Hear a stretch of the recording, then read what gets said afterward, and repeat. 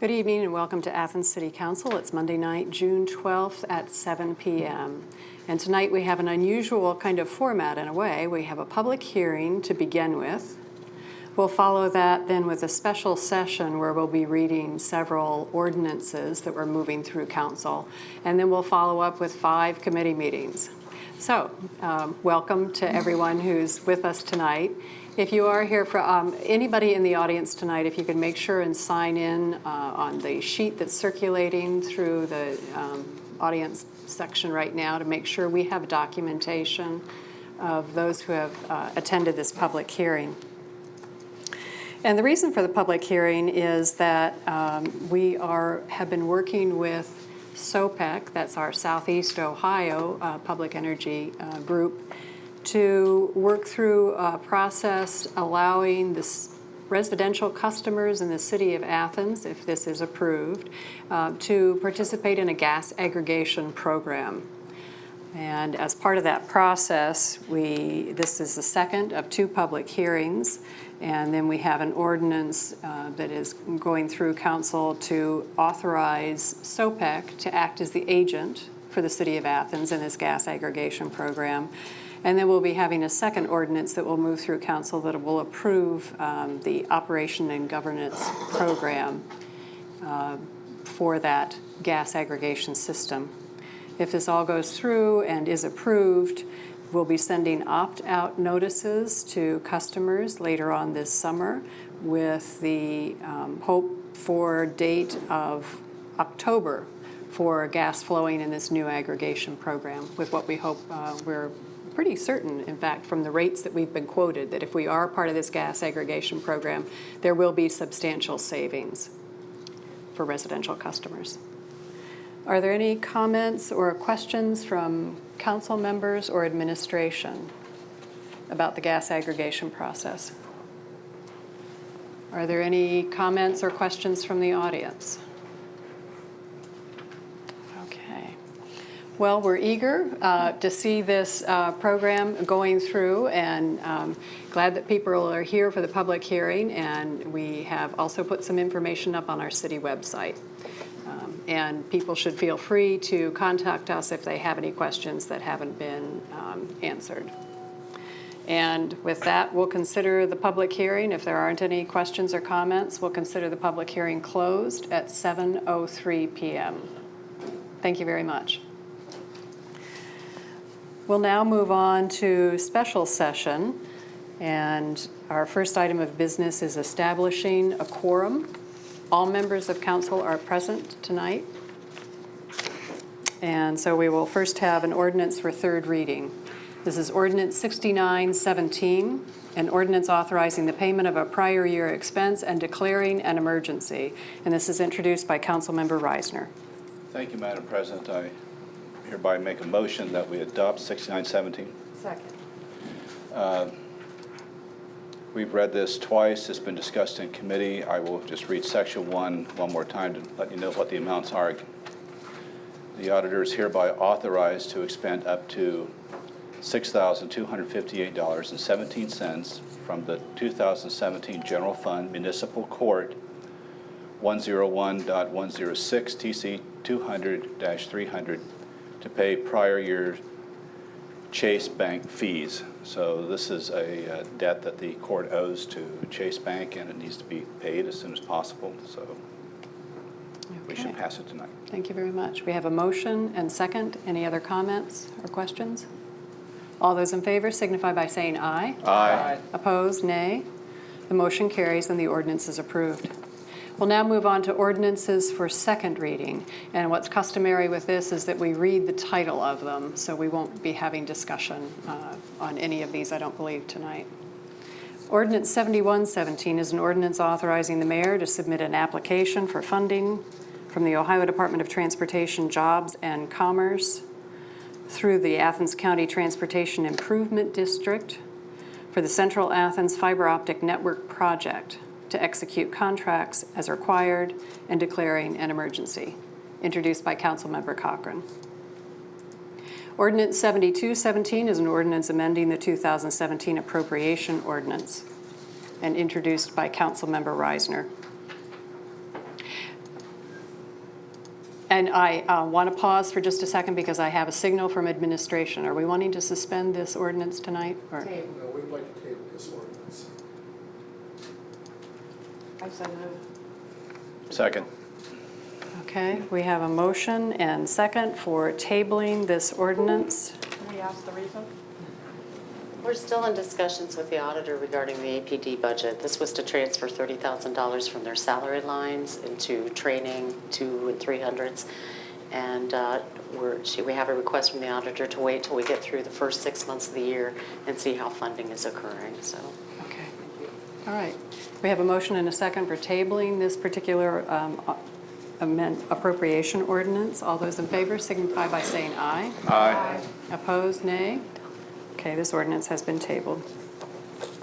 Ordinance 7317 is an ordinance amending Ordinance 15116, the 2017 staffing levels in the police department, and declaring an emergency. This is introduced by the Finance and Personnel Committee. Ordinance 7417 is an ordinance authorizing the Service Safety Director to advertise and accept bids where necessary and enter into contracts for construction and construction engineering services for the municipal pool project number 292. This is introduced by Councilmember Butler. And did you perhaps, I know we don't usually have discussion, but did you perhaps have some information that might assist council Your members or question not? too. Or we'll discuss next week? Clarification. Thank you. Well, we feel it's important to discuss this evening because we are up against it in terms of final design and getting this out to bid. Okay. So, Yes, Councilmember Butler. I couldn't hear, I'm sorry. I couldn't hear. I stated we would like to have the discussion this evening because have to close out, to final design and get this to bid. Okay. So we had a few questions regarding the design, just a couple of questions pertaining to depth. I believe the mayor also spoke briefly prior to the meeting, but if you have some of that information or if you're able to share that with us.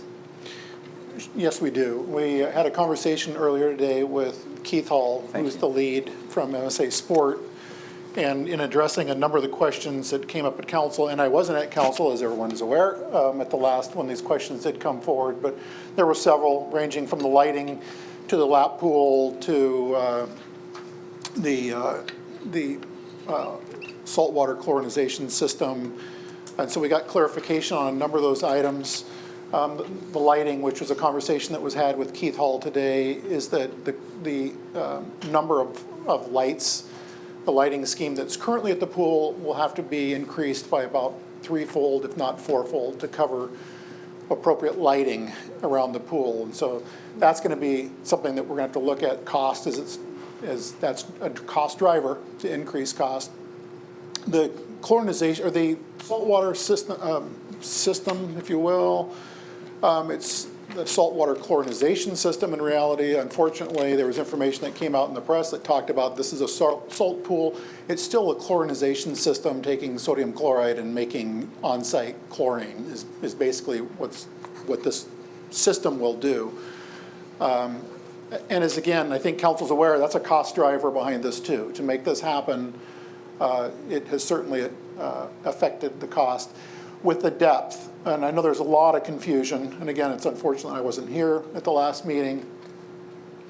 Initially with the design, and we've had to really kind of think this through a lot with those who've come to the meetings, the conversation's been going on for years, and that is that, for us to program this pool effectively for all the users, currently the pool is designed or had been laid out to where it was going to be, originally 4 feet, 4.5 feet on the shallow end, which is the north end of the lap lanes, where the lap lanes start, so closest to East State Street.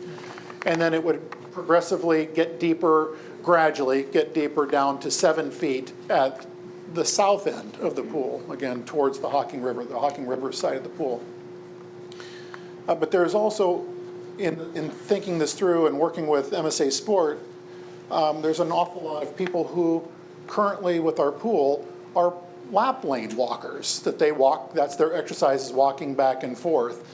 And so we explored with Keith Hall the possibility of having the two western side lanes be 4 foot or 4.5 foot, consistent depth from north to south.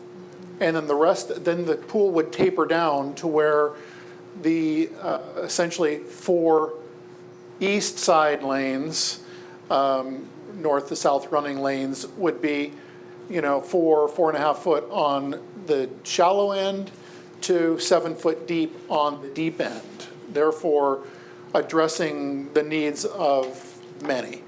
And then it would go from there, as you know, it tapers down into the dive well. The dive well will be 10 to 12 feet deep. It tapers too, so it'll be obviously deeper down in that end. One of the things I want to share with council that came forward is that with a new build, we have to be cognizant of where people can dive off of the side of a pool into the pool. And so there's issues surrounding that too, which is why we felt this was in design as a good compromise with having space to where people can walk consistently back and forth, as opposed to people who want to enjoy diving into the lap lane pool. So we'll have 4 lanes essentially that are south end diveable into the pool. We've tried to reconfigure this and think this through on a multitude of ways, even in, full disclosure, when the service safety director and I were driving back from Eugene up to Portland, we're sitting there thinking, how can we possibly do this? The pool's width, the length is 25 yards, so it's 75 feet. The width is about 56, 58 feet wide or something like that, so shy of 25 or 20 yards wide. So one thought was, can we put hooks on the north end of the pool, and if it were to stay with the current design to where it's 4.5 foot, and then it tapers on down ultimately and goes down to 7 foot at the deep end, could we have lanes set up perpendicular to the length of the pool and let people walk back and forth? The real problem with that becomes programming. How do we quickly program it? And when do we as a city decide, okay, people who want to do your lap lane walking, well, these are the times that are available for you to do that, and then for us to flip it back to 25 yards. So that all said, Keith Hall just recently reached back out after this meeting and said that they believe that a hybrid form of looking at the contours in this pool, that it could work with making it work this way, to where it's meeting the needs of those who want to use starting block dive off the side into the lap lane pools and swim back and forth if we have the lane ropes up, or if we just open up that to where it's an open tank of water to where anybody can jump in and just play, and then still retaining lap lanes that are 4 foot to 5 foot in depth to let people walk back and forth or swim back and forth in the lap lanes. So that's Okay. a lot to give you, but that was the bigger issue, is how are we going to make this pool by design fit the needs of the many? Something I would like council to do, because I sat and I had to think about this a lot today. As I thought about it on Saturday when I took the girls to the pool, as I've thought about it for a long time, we're gonna have the leisure pool, we're gonna have a toddler pool, we're gonna have a splash pad, we're gonna have the run-out slides, and then we're gonna have this lap lane tank of water with the dive well in it. All of us have had to sit and look at what is the lap lane of the pool right now. That's 25 yards long of lap lanes, and it's 7 lanes, so add another lane to it. That is the scope of the lap lane pool that we're working, trying to solve the best solution possible for what'll be the lap lane portion of the pool. Okay. Thank you. In addition, we need to bring to your attention that, like we stated, they want to get out to bid by June 23rd with a July 21st or something along that opening. We can always amend it with an addendum, the bid specs, but we'd like to have it locked down as much as we can by next Monday in your third and final reading. So. Okay. Thank you. I think that additional clarification will help us as we move forward next week then with the final vote. Okay? Okay.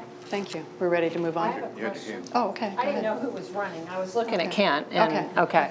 So we also talked about the leisure pool, and there was some discussion that occurred about what is the depth of the tot pool, and then we've got a zero entry pool that goes to only 3.6 feet. And it seems like a lot of water that, and now we're adding even more shallower water with this 4.6 with several lanes in the lap pool. Just seems like there's a lot of shallow water.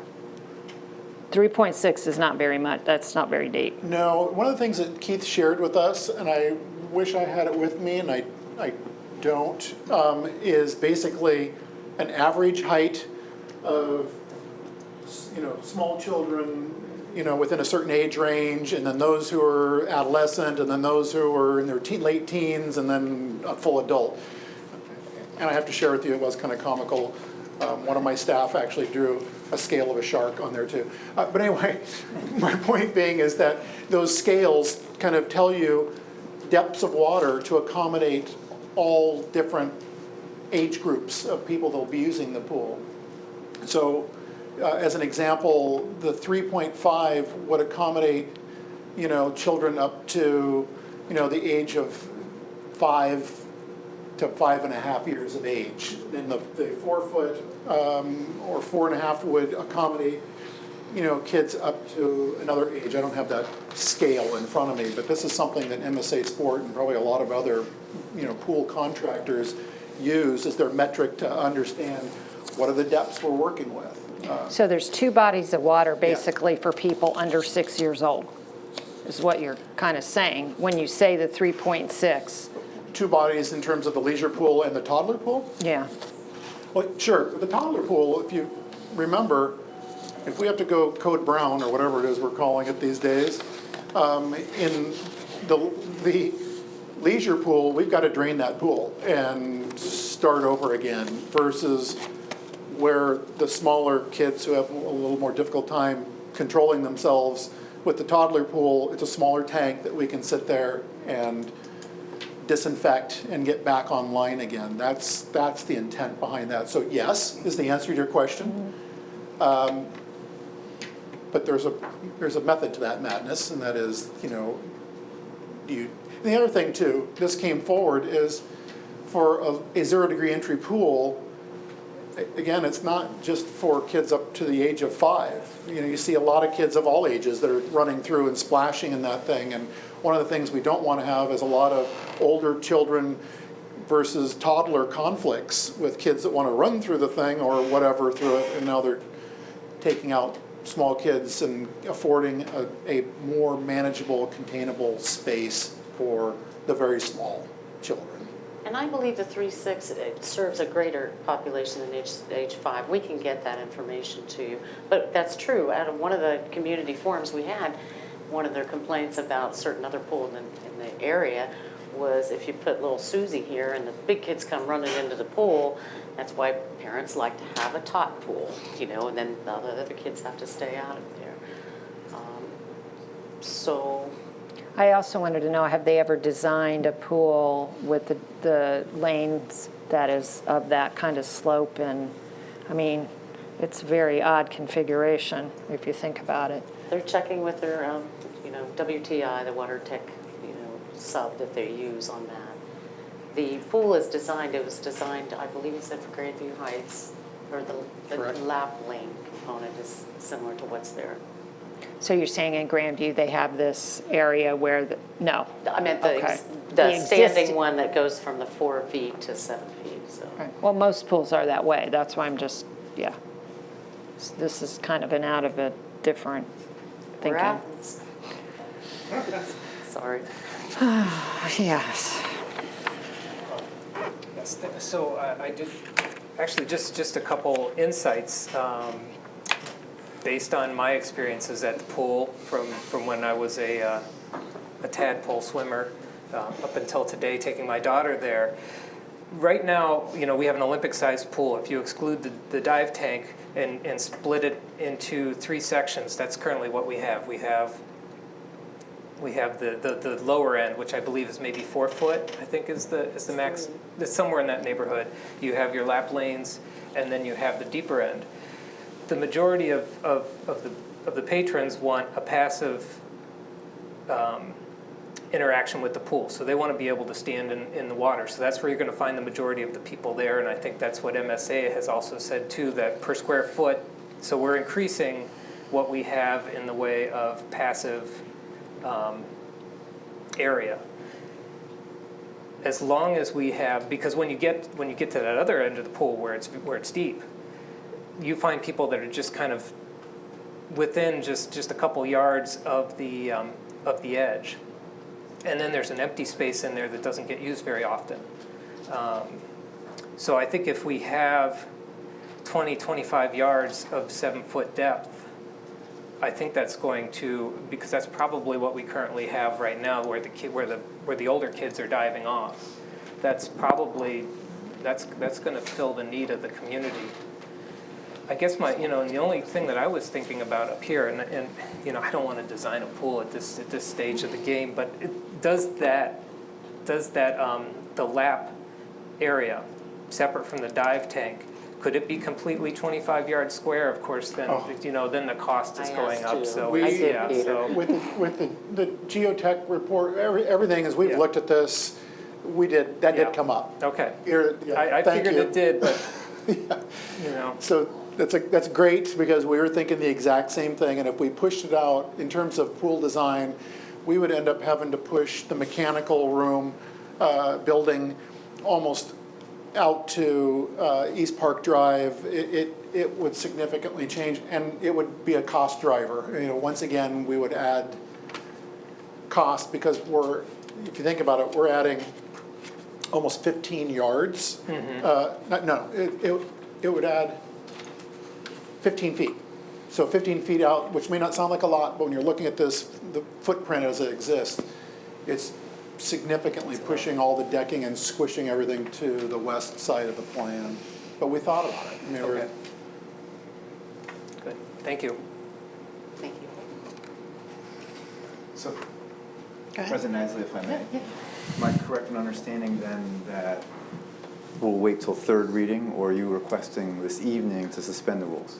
Third reading. Third reading, We will okay. Okay. we'll have the information back, be able to give you what the design is, Right. and if they anticipate any addendums. Okay, wonderful. Thank you. My question is about the additional lighting. Will we have any We didn't know about that. information about that coming forward before we have our third reading? I'd like to know how much light We should. We'll get that. Some of the things that was mentioned, again, everyone is probably familiar with the stanchions, the light poles that already exist. And as I mentioned, we'd have to almost quadruple that level of lighting. But there's also going to be in-pool lighting, and so that may offset the need for a whole lot of pole lights around the pool. I also asked the question of Keith in our conversation, do we need to have lighting for everything? In other words, do we have to have a light for the toddler pool area? Do we have to have a light for the splash pad? Do we have to have lighting for the leisure pool and the lap pool? And if I'm not mistaken, if all the features are going to be used, beyond 9 o'clock or up to 10 o'clock, by standard, we're going to need lighting. But one of the things that he also talked about, and we can program, we can allow the 8 to 10, like tonight at Swim with the Snakes, sorry, you're not on there, with the copperheads for 8 to 10, but Andrew Chicky said he can program it that no night swims after July 31st, or, so they're looking at all that. Okay. Councilmember Butler. So why are we discussing lighting at this stage when we're in final engineering? I'm just confused. These are those final items that have been brought forward. But that's additional cost. You would have thought the still think- design and that they would know this, or this is just something that came up later? I don't believe they were tracking that we do have night swims, and this is one of the things that also came from the community forums. Have more options for teenagers, provide them something of an evening that they can attend. Okay. Okay.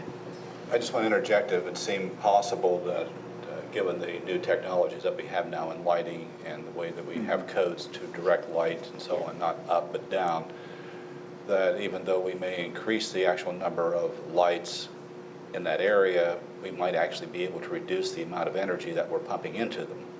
So that if we look at it, in an economical, environmental friendly way, I think we could at least break even with it. Will do. And if looking, remember, we do have the data here with cost estimates, and there is a $10,000 wiggle room there between $55,000 and $65,000. So that can deviate. For the lighting. Yeah, correct, yeah. So that allows options to vary some. And we'll continue to work with MSA Sport.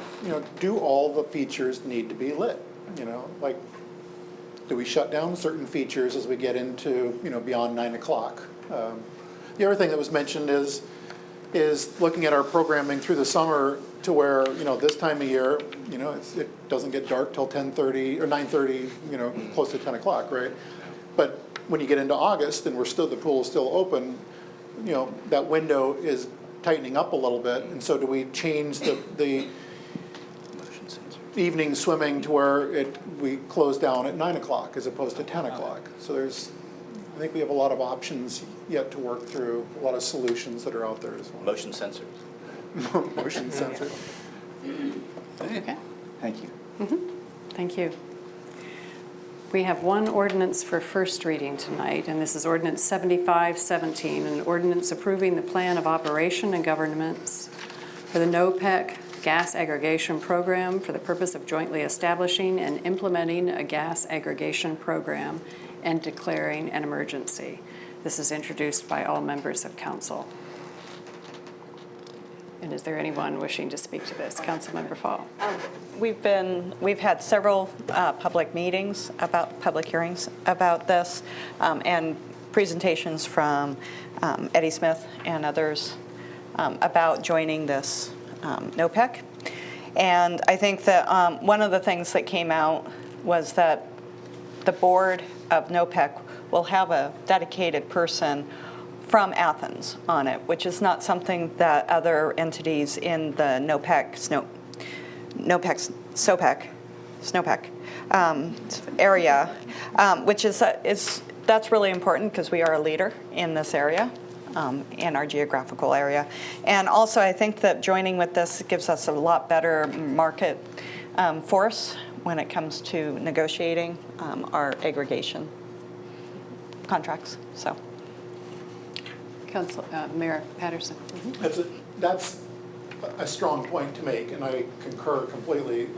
The current NOPEC board is 15 members under the Council of Governments, and by joining, we already belong to NOPEC, but by going through this process, it would afford Southeastern Ohio, and in particular Athens, to have a seat at that table as well, to speak for all of Southeastern Ohio when it comes to gas aggregation through NOPEC. And council members have been provided a copy of the document, so it's on the shared drive for examination. If you have any other questions to bring forward. All right, well, this is the end of the reading, so I'd entertain a motion for adjournment of this portion of the meeting. So moved. Second. Okay, we have a motion and second for adjourning the meeting. All those in favor signify by saying aye. Aye. Opposed, nay. Okay, this section of the council meeting is the regular or special session is adjourned at 7:30 p.m. And we'll now move on to our committee meetings, the first one being the Planning and Development Committee, and this is chaired by Council Member Chris Fall. Thank you. We just have one item on our agenda. This was a Planning Commission recommendation for a Title 21 lot split at 46 Canterbury Drive. And the Planning Commission has voted to allow for the lot split with certain conditions that have gone with it. So the conditions are the current address, 46 Canterbury Drive, has been changed to 48 Canterbury Drive. The new lot will have the address of 46 Canterbury Drive. They're going to get a lot of junk mail. Any construction access Canterbury Drive be completed without disrupting the adjacent property street access. The driveway easement and maintenance agreement include a maintenance agreement section concerning this. Language to be included in the quitclaim deed indicating that this is not altering a platted subdivision, which up there is the, and the confirmation be obtained from the law director that this is not a replat of a platted subdivision. Would you like to speak this, since you're on the... Well, it came to us at Planning Commission and had to come back to us, so I apologize for the delay to getting it up to you for my failing to include in a motion these items that you just addressed that were staff items from their review. You have been provided the maintenance and roadway uses agreement. You do have from the law director that it's not a replat.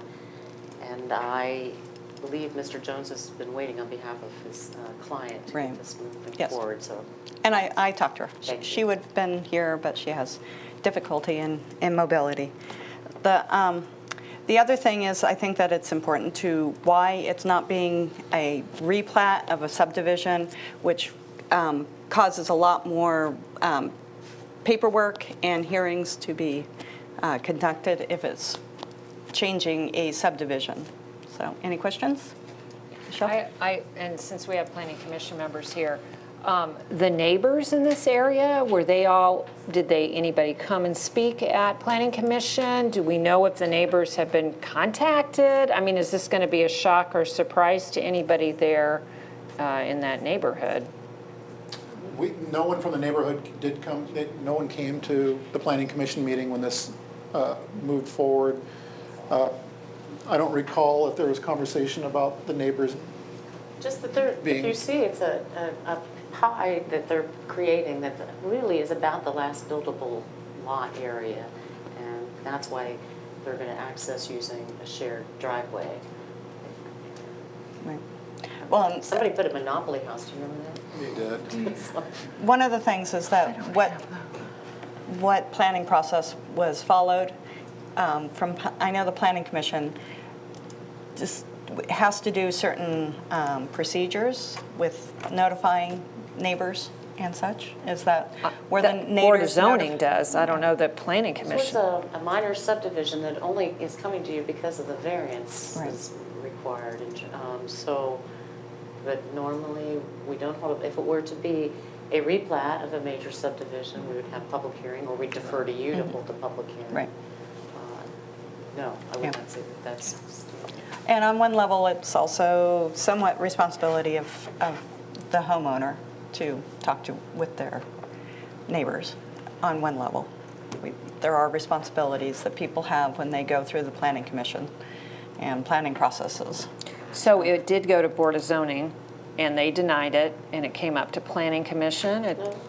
Minor subdivisions do not go to the Board of Okay. Zoning Appeals, they come to the Planning Commission. So then there is When no we make reason a to notify the recommendation to neighbors. council. So there is no regulation to notify the neighbors, because it's usually Board of Zoning that does that. And our agendas and minutes are published in advance, and they're placed on the web and along. And frankly, this one received, in essence, 2 full reviews because we held it, made the recommendation. I recognized my error in not including these conditions, and so we Right. So on one level, revisited the case. on one level, if this was happening outside of, like in our 3-mile zone of control, it wouldn't have necessarily if it was just without the variances. It's the variances that have caused this process. So, questions? Yep. I would appreciate an explanation of the map or diagram because it's very confusing, just that with all the yellow lines, it looks as if it's a split into 5 or 6 parcels. But I understand, so I'm not sure why all the different yellow lines on this GIS image that I'm looking at. I see number 46 is a large pie-shaped wedge. And I don't have that, I don't know where You know, that's I located. think what you're looking at, I don't know if we're looking at the same thing. Yours is in Yes. color, I mine don't is need not. that. But I know what you're talking about, what you're referring to. There was abutting, the property that we're talking about was part of, I believe it was the Stanley subdivision. Those are not being considered under these. I know that the law director has looked at all of this information ad nauseum, trying to digest this, because There was the Lamar subdivision up in that area, and there was the old Stanley subdivision. And I believe the Stanley subdivision was where once upon a time Hickory was going to go and continue behind where C&E Grocery is off of Richland Avenue, but that just never transpired where it didn't go any further to the south beyond where it ends right now.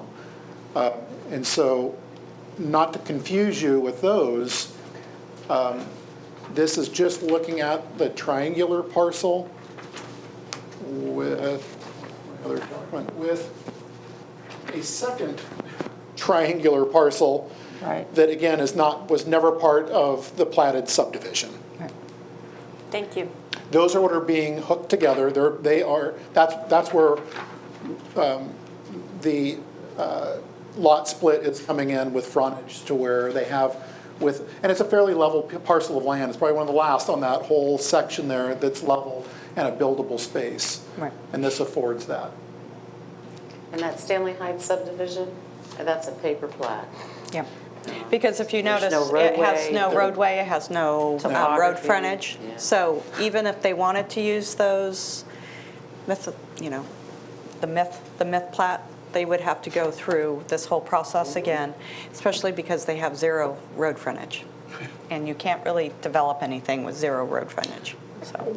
Well, and yes, and Unless you do a lot of- topography isn't conducive Right. for building on that site either. For anyone who's driven up Richland Avenue, you're looking up at a pretty steep incline with rock and it's just. So. Okay. So Any it's other the questions? person who has the home there in this triangle who was asking who came to the planning Property owner. commission.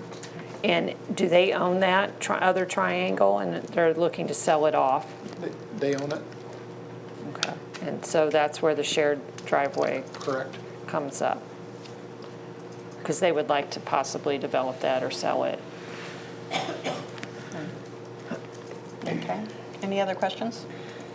Great, thank you. We'll bring this forward Monday. Okay. We'll move on to Committee of the Whole. We have 2 items. The first one being banning conversion therapy for minors. And if people are speaking tonight, we need to record it for our records, for the minutes, who is speaking. And it's easiest for us if you write your name out, because sometimes we could get the spelling wrong. So we ask that when you come up to speak, if you could sign in on the sign-in sheet at the podium. But we'll lead off with Councilmember Fall, who has been working on this. Thank you. Others. A group of people came forward to me to identify and look at the laws and regulations that cover conversion therapy in Athens. This has been an issue in many places.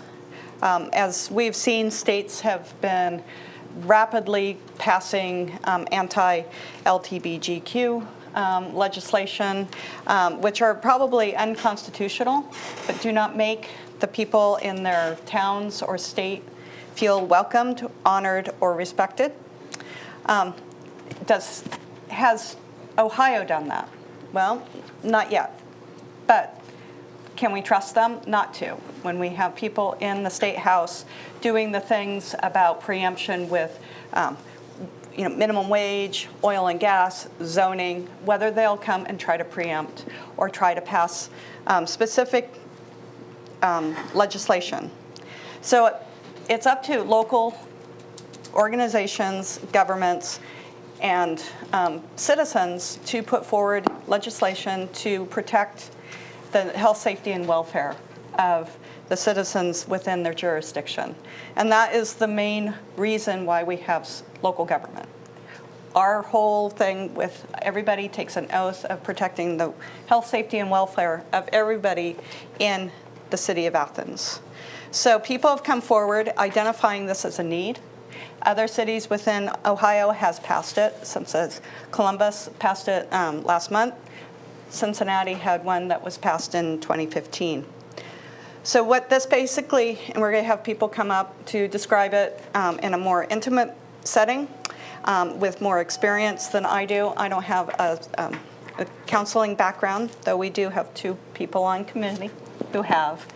And so I would like to invite the people who have come forward to talk about this and why we need a conversion therapy ban within the city of Athens. First, I'd like just to say what the conversion therapy ban would be a ban on the practice of conversion or, what is the other one? What's the word? I'm sorry, I'm spacing on the other word, the R word. People will say. For clinical licensed therapists in the city of Athens for people under 20, for minors under 18. So this is the basic framework that we'll have people come up and speak about. So if you can come up and testify, thank you. And once you've signed in, we do have a 3-minute limit per person, so we'll gently remind you if you reach the 3-minute limit. Thank you very much. Good evening, President Nisley, Mayor Patterson, and members of Athens City Council. I want to thank you for the opportunity to speak with you about the importance of banning so-called conversion therapy for minors. Conversion therapy is considered to be any practice or treatment that seeks to change an individual's sexual orientation or gender identity. It is not evidence-based, nor is it considered to be therapeutic. Rather, conversion therapy is a harmful practice that is detrimental to our families and our children. Conversion therapy plays a sort of psychological tug-of-war with our children at a pivotal and sensitive time in their lives. They are discovering themselves and experiencing rapid physical and emotional change. Rather than supporting our children during this difficult time, conversion therapy endangers them by portraying their feelings as wrong and making them feel as though their feelings are not valid. Discussions about our children and their futures should be left to informed medical professionals whose practices are based on proven, evidence-based medical science, not speculative theories and false claims that this type of therapy could be good for kids. Associations including the American Medical Association, the American Psychological Association, the American College of Physicians, the American Counseling Association, and the National Association of Social Workers have all taken stances against conversion therapy. These organizations have combined to form the Just the Facts Coalition, which represents more than 475,000 health and mental health professionals. Collectively, they have all determined that homosexuality is not a mental disorder and therefore is not in need of a cure.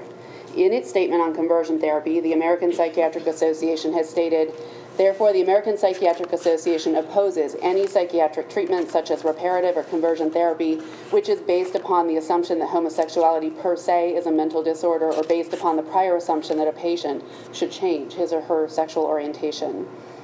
Additionally, the American Academy of Pediatrics stated, therapy directed at specifically changing sexual orientation is contraindicated since it can provoke guilt and anxiety while having little or no potential for achieving changes in orientation. Professionals believe that attempting to change an individual's sexual orientation or gender identity does not work and is harmful. People who promote these misguided attempts are engaged in fraud against families seeking help.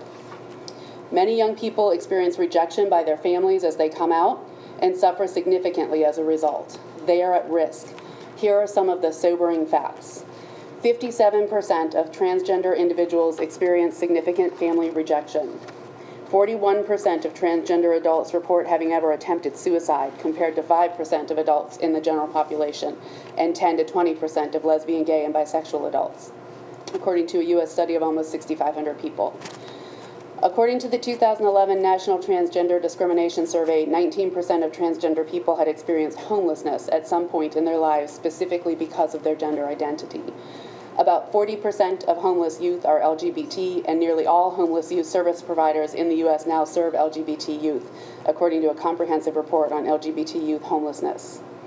Those statistics should give us pause.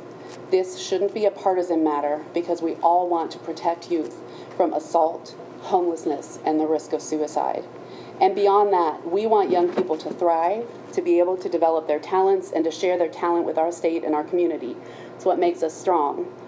I shared the statistics to make sure Council has the facts about the seriousness of what you're attempting to address. But what's really important are the individual people who live in our community and what this legislation can mean to them. Remember, people may have good intentions and still cause irreparable harm. Leela Alcorn's parents took action they thought would help by sending her to conversion therapy. You may have heard her name because tragically she took her own life and left a letter expressing the harmful impact the attempt at conversion therapy had. Leela's parents were trying to help. I can't imagine their suffering at the result. We can help other families by sending a strong and clear message that this type of therapy is not constructive or effective and can be damaging. It's really what your legislation is about. Licensed professionals have no business telling people that they're wrong about who they love or their sense of who they are. Growing up is hard enough. If we can take one step to help people find acceptance, to prevent suicide and homelessness within a vulnerable population, and to promote stronger families, we should. This ordinance is one way to do so. I hope we can move quickly to pass this important legislation to help protect our youth. And I hope that it sends a message to folks, and this is for folks that I may not know or to folks that I do know who have struggled with this issue and are continuing to struggle with this issue. Mitch and Micah and Jasper and everybody who may struggle with similar issues, you need to be yourself and be proud of who you are and know that we love you and we've got your back. Thank you. Thank you, Thank Debbie. you. It's nice to hear you again. Yeah, it's great to Yes. see all of you. It's been a while. Good to so see you. Great. I'm really glad you're working on this. Great. Thank you. Is your ordinance in here? I sent it by email.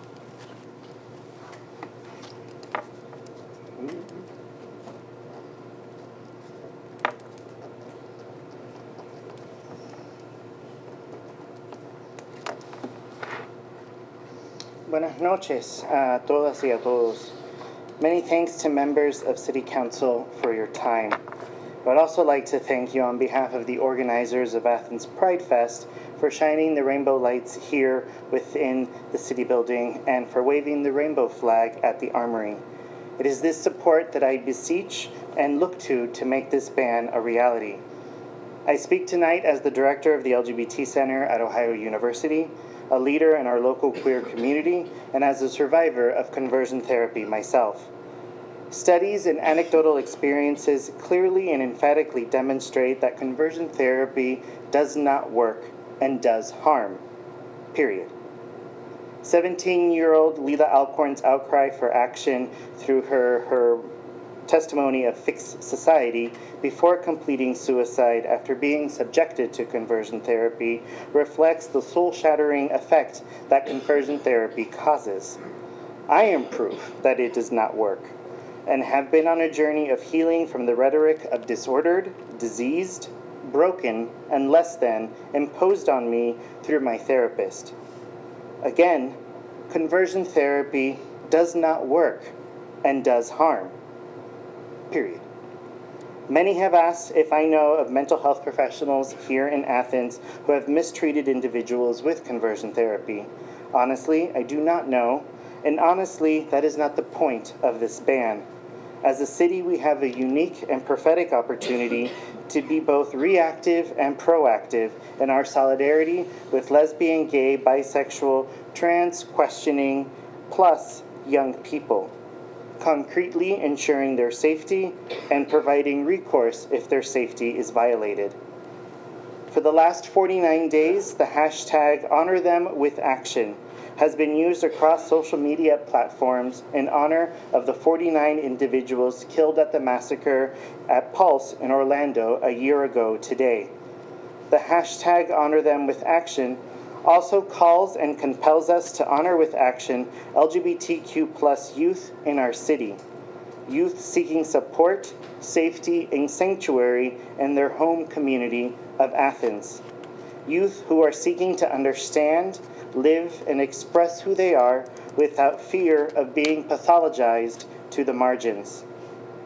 As a city, we have the opportunity to proactively proclaim to our youth that we practice what we preached yesterday at yesterday's rally and picnic.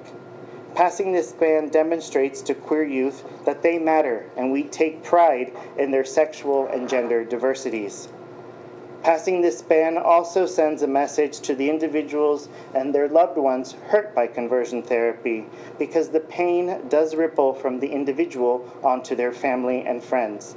We send a message that we honor their pain, we apologize for them to having to suffer in silence, and we honor them with the action that they are not alone.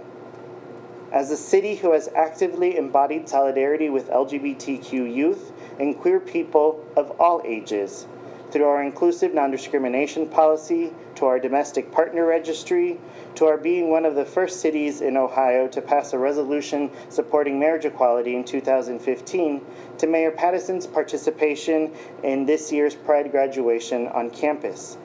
Let us continue to honor with action LGBTQ plus youth, not just as a hashtag, but as an ongoing commitment to the just, dignified, and celebratory support of our young people, as they are not only the future of Athens, they are also the now of Athens. Ban conversion therapy. It does not work and causes harm, period. Muchas gracias. Again, thank you for your time and consideration. I look forward to any questions and discussion. Thank you. Anybody else would like to come forward?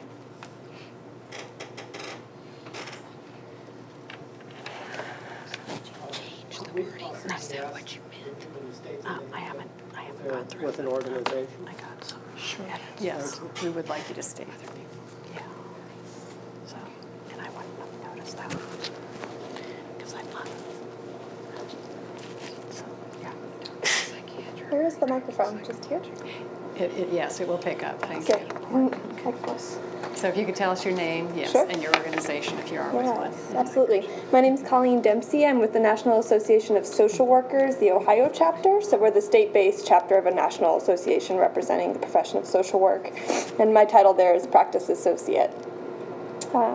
So thank you so much for the opportunity to come and testify in support of a legislative ban on conversion therapy as practiced with minors and by licensed professionals. To be clear, NASW supports an end to conversion therapy, and that is our long-term goal. We see legislation that is specific in the way that we've discussed and that other cities have passed is a really important first step and the most doable first step. So it's an important message to send. I'm going to be repeating a lot of what's been said before, but I don't think that only strengthens the argument. So on December 28th, 2014, Cincinnati teenager Leila Alcorn died of suicide when she stepped in front of a truck that was headed north on 71. Leila identified as transgender, and she had been taken into conversion therapy by her parents, who believed that her identity could be changed and that she could learn to live life as the gender she was assigned at birth. Gruesome details, but a fact for our state and something for us to grapple with as a profession and as citizens of the world. So this was really the impetus for ending conversion therapy becoming a priority for NASW. We felt personally called to investigate whether licensed social workers in the state were continuing to practice conversion therapy, and fortunately found that there were. As covered, many other cities, Columbus, my city, being the most recent, have passed bans on conversion therapy. So this is really picking up a local stride, and we're proud of that. So conversion therapy is harmful because it is based on the notion that being gay or trans is wrong and disordered. We now know that this is simply inaccurate and not based on any research or reason. Unfortunately, our professions, and when I refer to our professions, I'm thinking of social work, psychology, counseling, marriage and family therapy, have a dark history of perpetuating the fallacy that being LGBTQ is a mental illness, and we bear a terrific amount of responsibility for resolving the oppression that we've contributed to. This is why all of our associations have been leaders in calling for bans, by releasing statements condemning the practice. And to be clear, this is not a new position for our association. We first took the position in 1992. So we've been pushing for an end to this practice for 30 years. As professionals, we condemn conversion therapy because it is a deliberate violation of our professional ethics and principles of practice. It is discriminatory, exploitative, and dangerous. First and foremost, there is no medically valid basis for attempting to prevent homosexuality or gender identity variances because they are not illnesses. Furthermore, there is no evidence that sexual orientation can be altered through therapy, and research has found that attempts to do so are likely to be harmful. There's no empirical evidence that adult homosexuality can be prevented if gender nonconforming children are influenced to be more gender conforming. On the contrary, such efforts may encourage family rejection and validate family rejection, undermine the youth's self-esteem, connectedness, and caring, which are important protective factors against suicidal ideation and attempts, among other health issues.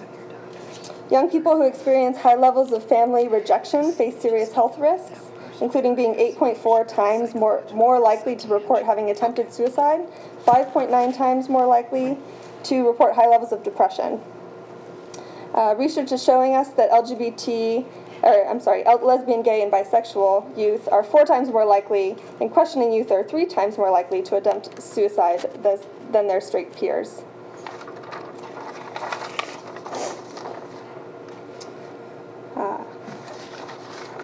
Nearly half of young transgender people have seriously considered taking their own lives, and a quarter report making an attempt. A ban of conversion therapy by licensed professionals with minors in Athens would start to draw the line to reinforce to professionals in this city that the practice is wrong, unethical, and illegal. It would send a message to Athens families to avoid sending their children to conversion therapy. And with the appropriate communication systems in place, this ban would bring in the power of our licensing boards, which already exist to protect the public from negligent practitioners. I would encourage the council to consider, when getting into the weeds of this legislation, a communication method with our licensing boards so that we can use what they already do to protect the public, use their methods. So we know that many children who end up in conversion therapy have families who love them. We know that this is not with ill intent often. Families are earnestly doing their best to find support, but are unaware that conversion therapy is dangerous often. So we need to spread the word that no one should be subjected to this therapy, and do all that we can and should have done for Leela. So I appreciate the opportunity to speak today, and I'm happy to take any questions now or later. Thank you. Are there any other? Okay, now I'm going to open it up to questions. I think that the people who have, is there another? I just wanted to briefly say thank you for your advocacy. So, well, if we have questions for me or for people who have presented, please. So, question? Yeah. I want to voice a question that I think was out in the community, but that has been resolved for me through this dialogue here tonight, and I thank you for that. And that is why we need such a ban, because we all here today, I think, do take great pride in living in an inclusive and a protective community. And so I think that many people have thought, well, why do we need something like this in our community? Does this actually happen in Athens? Is anyone doing conversion therapy? And so I appreciate all of you who've spoken so far and who've spoken through different channels on social media to explain why this is necessary, that this is an educational moment for us. This is a moment for us to be advocates and to be allies and to protect those who might need our protection. So thank you. Michelle? I would just say thank you to everyone that spoke. That as a licensed mental health professional, conversion therapy is not evidence-based, and somebody already mentioned that. And that's what we look at when we determine treatment interventions. We use an evidence-based practice models.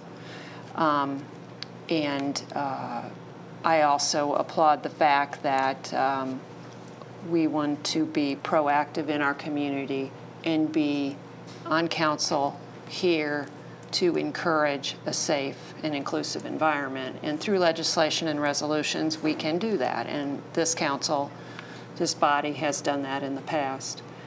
So thank you for bringing this forward, and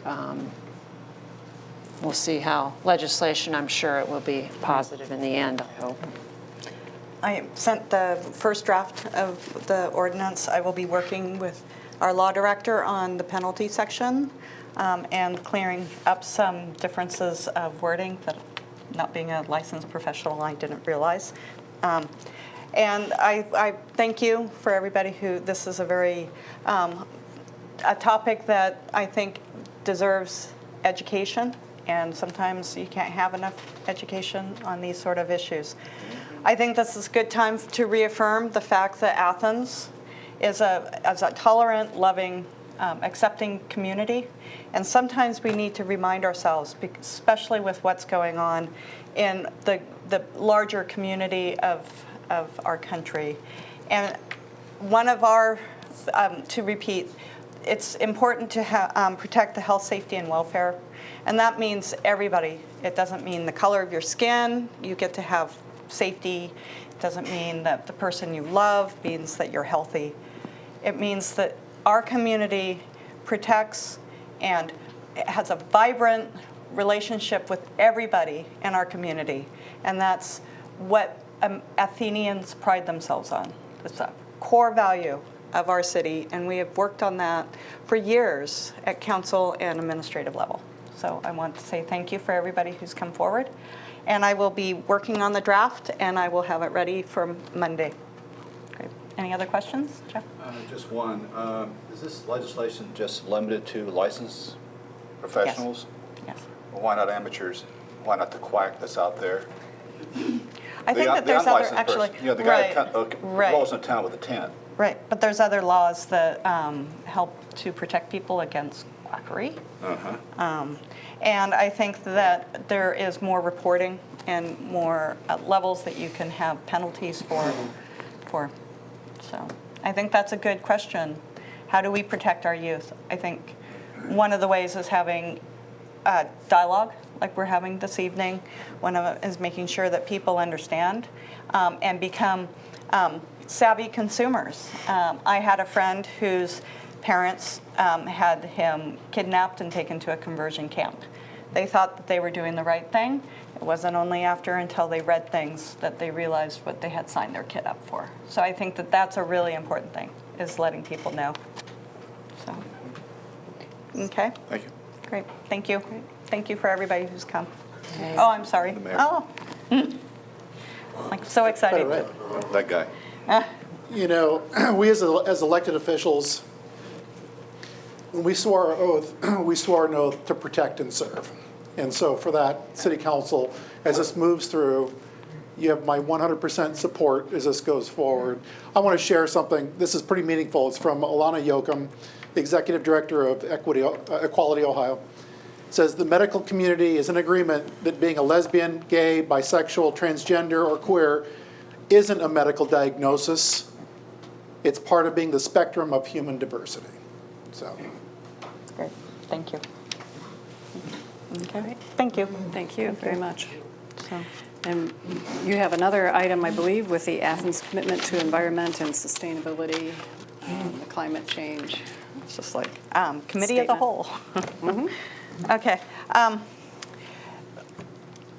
To change, it's not really that different because I think many of these things have come to a head because of the spectacle of what is happening at the federal level. We have had the occupant of the White House has just failed spectacularly in leadership by withdrawing the United States from the Paris Accords. It's stupid. Personally, I think it's just dumb, dangerous. Climate change is one of the most important things, one of the biggest challenges, if not the biggest danger that we face as a planet. And the person withdrawing us from Paris has totally abdicated the leadership that the United States has shown for years, if not decades, in the climate change field. But we don't accept the abdication of the leadership. what we have seen, just like with the conversion ban, is that now the states and local individuals and local communities have to step up. I think for the past 8 years, we've been fairly comfortable because we had amazing leadership at the federal level who would go out there and not only fight for the people who are living today, but fight for people tomorrow. And so this is a way to empower our community to take back the ability to decide on certain sort of policies and how we will deal with the climate change crisis. What I see council being able to do is kind of 4 parts. One is the support of Mayor Patterson in joining the mayor's climate group, which you have done, and supporting that wholeheartedly. 2 is advocating and lobbying our elected officials at the state level, meaning Mr. Governor Kasich and our state senator and representative. Governor Kasich actually has come out and said that he disagrees with the idea of the United States withdrawing from the Paris Accords.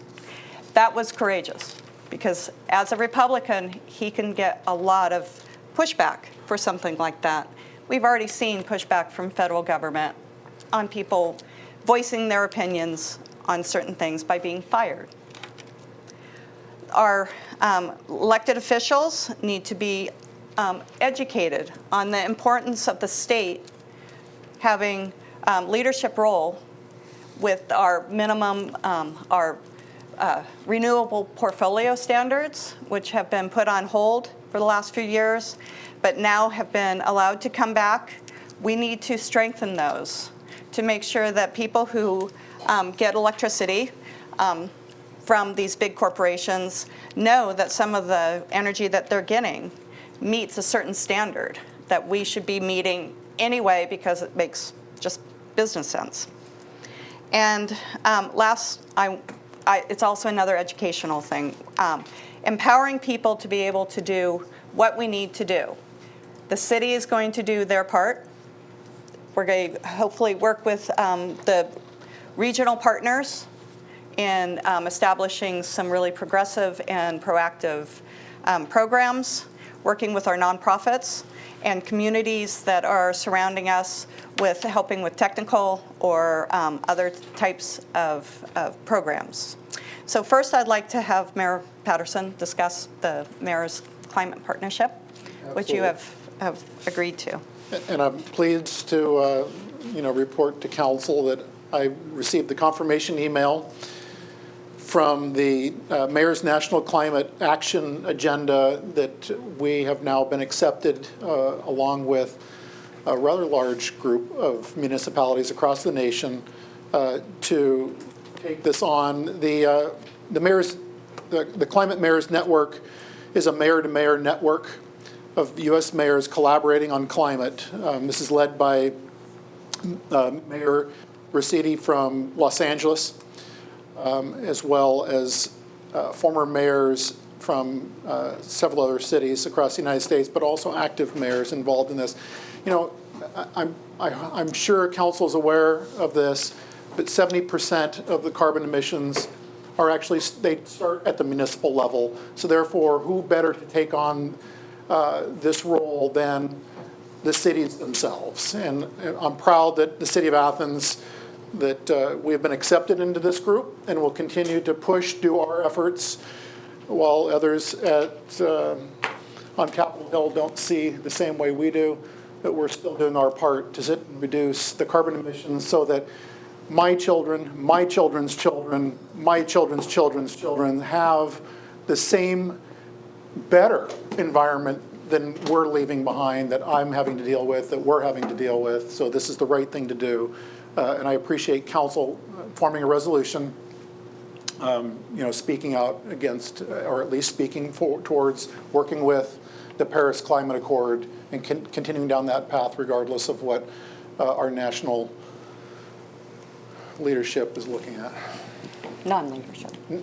Well, one of, when I'm working on the resolution, and it is patterned after fulfilling the Paris Accord targets. And so I think Athens has already done a lot along that line. We've had audits. We're going under another, we're doing a waste audit. We have, our solar panels. We're putting solar panels at our water treatment facility. So we have shown leadership. Green fleets. Green fleets. So we have shown leadership in this for our region, and I think that we can push it even more and work with people. Tree Commission, our favorite. One of the other things is with Kasich, Governor Kasich, is to get him to join with the climate, whatever they're calling it, the U.S. Climate Alliance, which is basically, once Trump pulled out of Paris, the governors of several states, Washington, California, New York, said, we're going to fulfill our obligations under Paris, under the Paris Accords.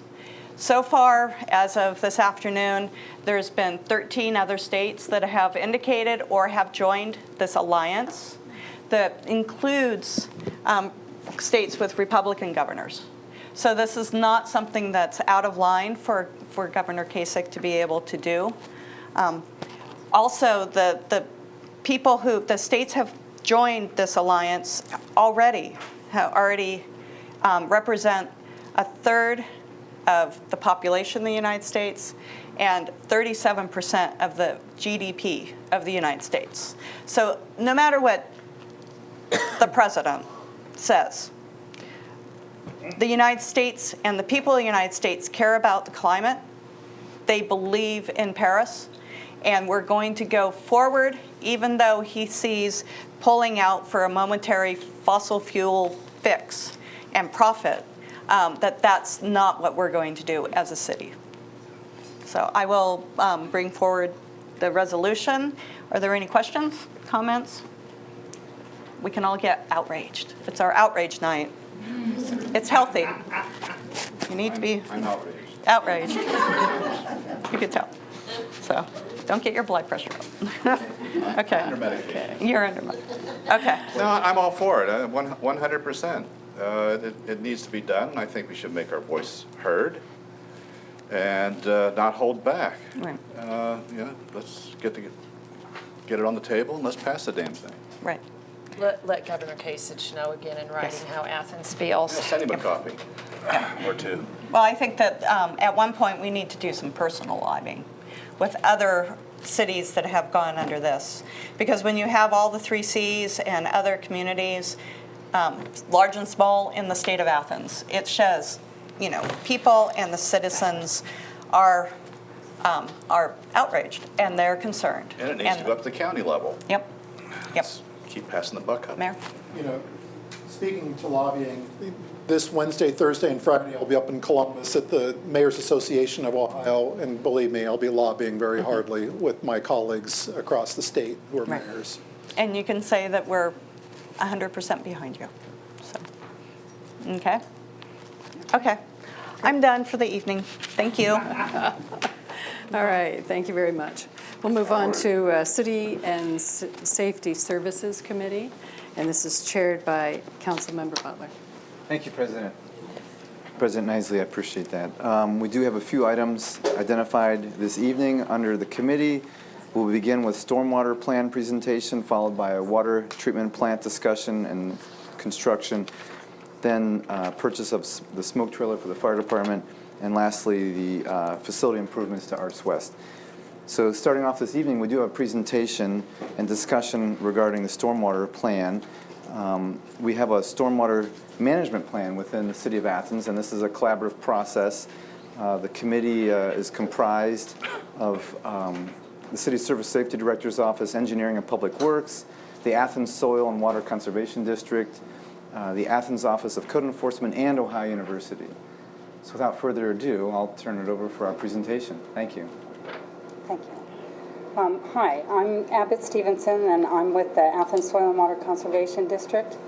I'm here to present the 2017 City of Athens and Ohio University Stormwater Management Program.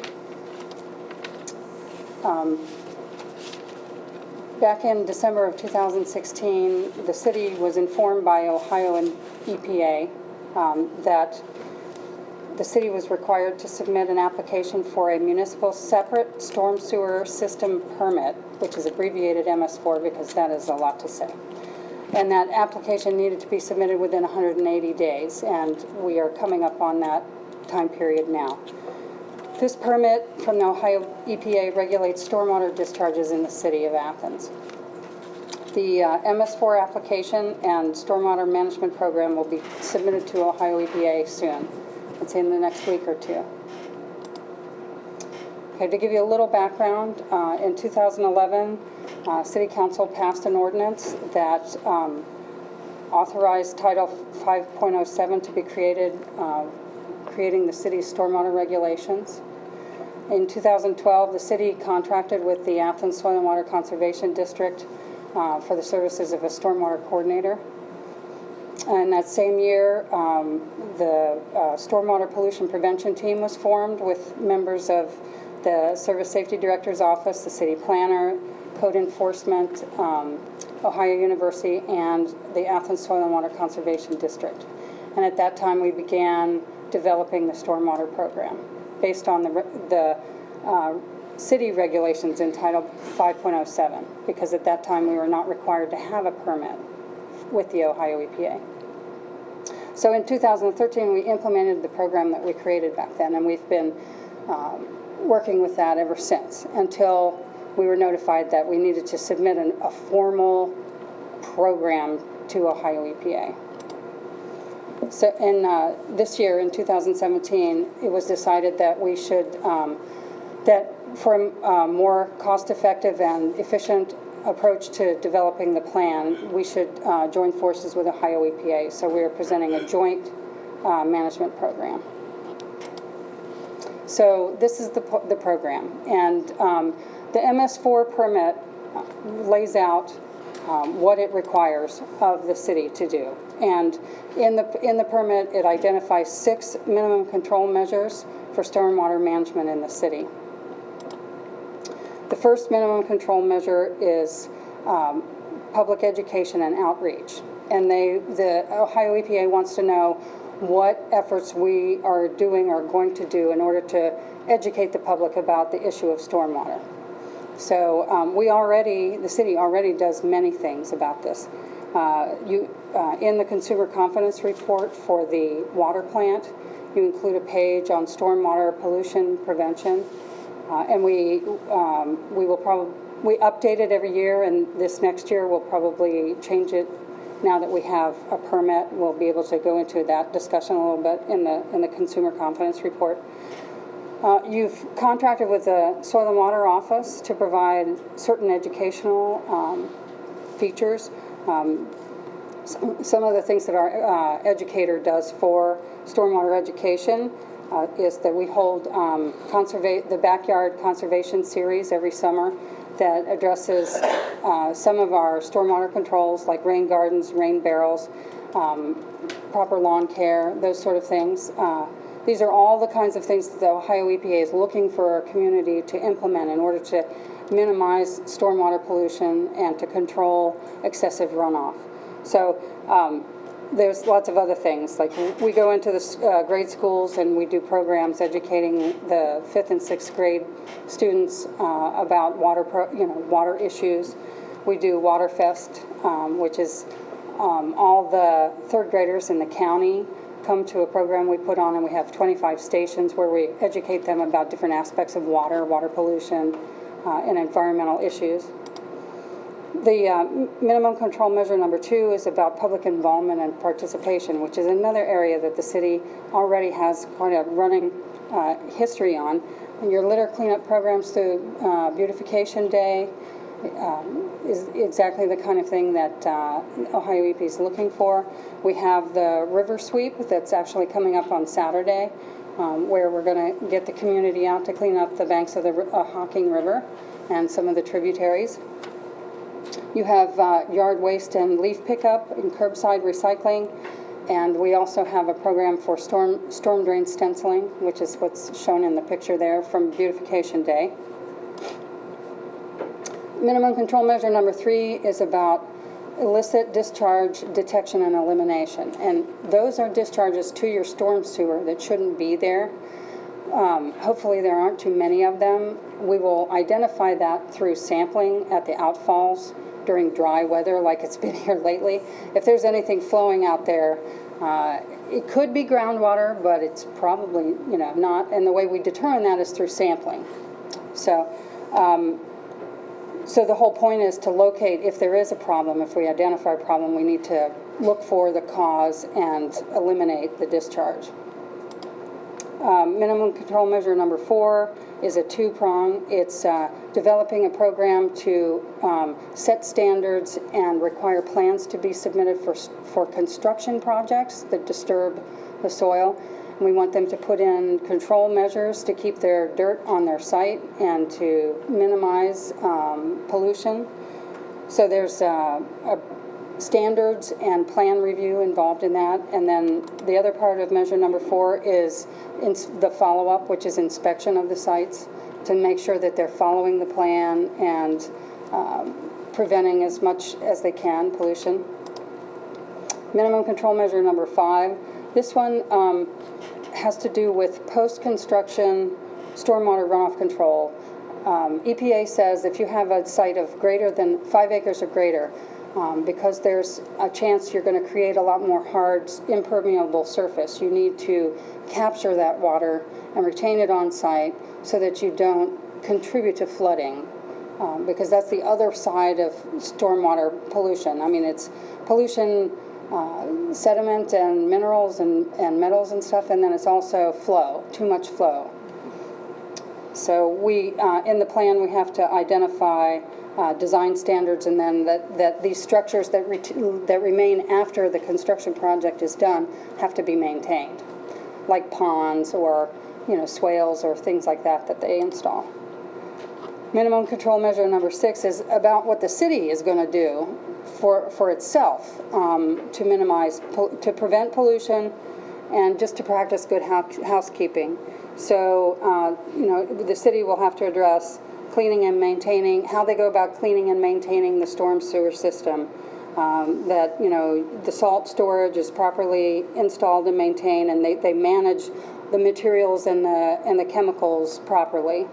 The city's already doing a lot of this stuff. They sweep the streets, which is a big thing. You wouldn't think that it's a big deal, but it is a huge deal. There's a lot of dirt and grit that gets into the streams just because, in the wintertime we have to put grit down in order to keep the road safe. So cigarette butt boxes uptown, those are great, and the lidded trash cans so that the rain doesn't get the trash wet and then ooze out the bottom. That's awesome. And then the last part of this is training the municipal employees to prevent stormwater pollution themselves. So in their daily practice, what can they do to minimize causing pollution? Okay, so there's some of the staff being trained.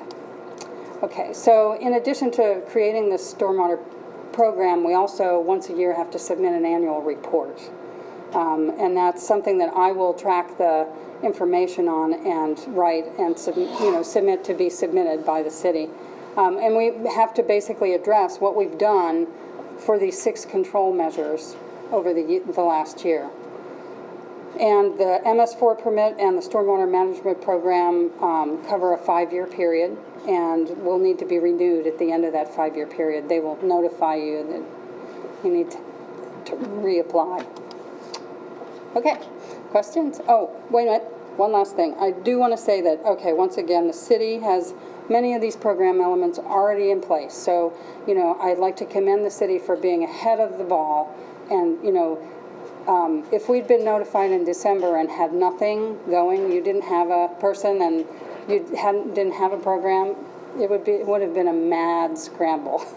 So I want to thank the city for being proactive on the issue of stormwater pollution prevention. And because of that, we are well prepared for this permit and we're ready to go. So, now, question. Thank you, Ms. Stevens. Thank you, I appreciate the presentation. Are there any questions or comments? Yes, Councilmember Fall. It's a Athens Love Fest tonight. Awesome. You see, this is why you have proactive legislation, because this sort of stuff comes down.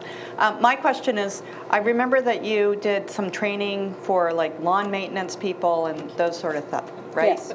And that's probably under the educational aspects, because what I see a lot is people, lawn maintenance and property managers just kind of using the streets as their compost bucket, Right. and so how do we get new information out to them where they are required to come? Because if you have a voluntary, are they going to get the information? And that has a lot to do with a lot of property management in the city of Athens. More specifically, blowing grass in the street. And other stuff, yeah. Right, So, we did actually have a complaint that we received not too long ago about that. And I didn't realize it was a commercial company that was being complained about. And the day that we went up to stencil the storm sewers in that neighborhood, it just so happened that the company was there. So it was awesome. The complainant came out and mentioned that it was this group. And so I went over and I spoke to them. And then the homeowner came out and I talked to him. So hopefully we made a little headway there. And it is a struggle because it's a voluntary, it's kind of a voluntary thing. Now, if I don't know, I don't work for the code office. I don't know how, what options they have, but maybe there's some options there. Right. Well, I think it's something that needs to be identified, because the city can do all its homework, and we can citizens who are concerned will make rain barrels and stuff. But it's the massive amount of property management. I mean, around us, they're just like, they don't care where they blow it. Neighbors' flower beds. And it's not just grass that's being thrown out, it's all the garbage that is on the lawn that nobody's bothered to pick up. It's all the cigarette butts that people have been putting on there. So I think that we need to look, because this isn't the only thing that we need to educate management about. There's other things that come up. So it's also a problem with clogging the storm sewers and costing the city money for maintenance. Yep, that's exactly and that's really high. And I have approached some neighborhoods and talked to one neighborhood association in particular, where I just mentioned, we would prefer that you not blow your leaves to the street in the fall, even though the city provides a service to come along with a vac truck and pick it up.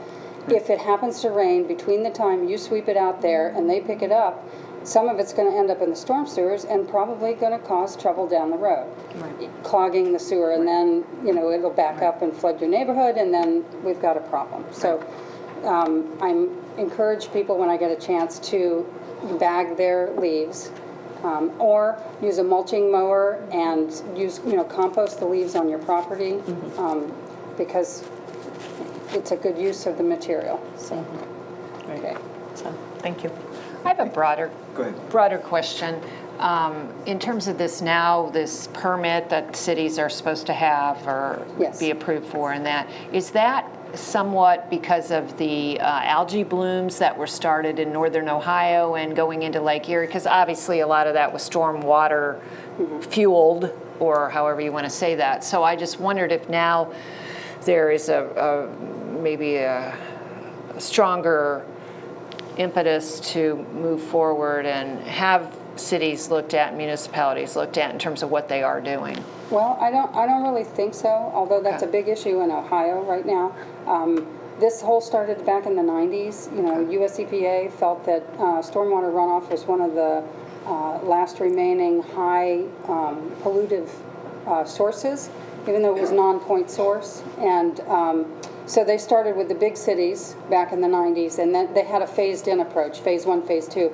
And I think we're like either to after phase 3 or actually into phase 4, where they're looking at the communities that have the population density and the streams that are around the communities that are impacted already with other, possibly other sources of pollution.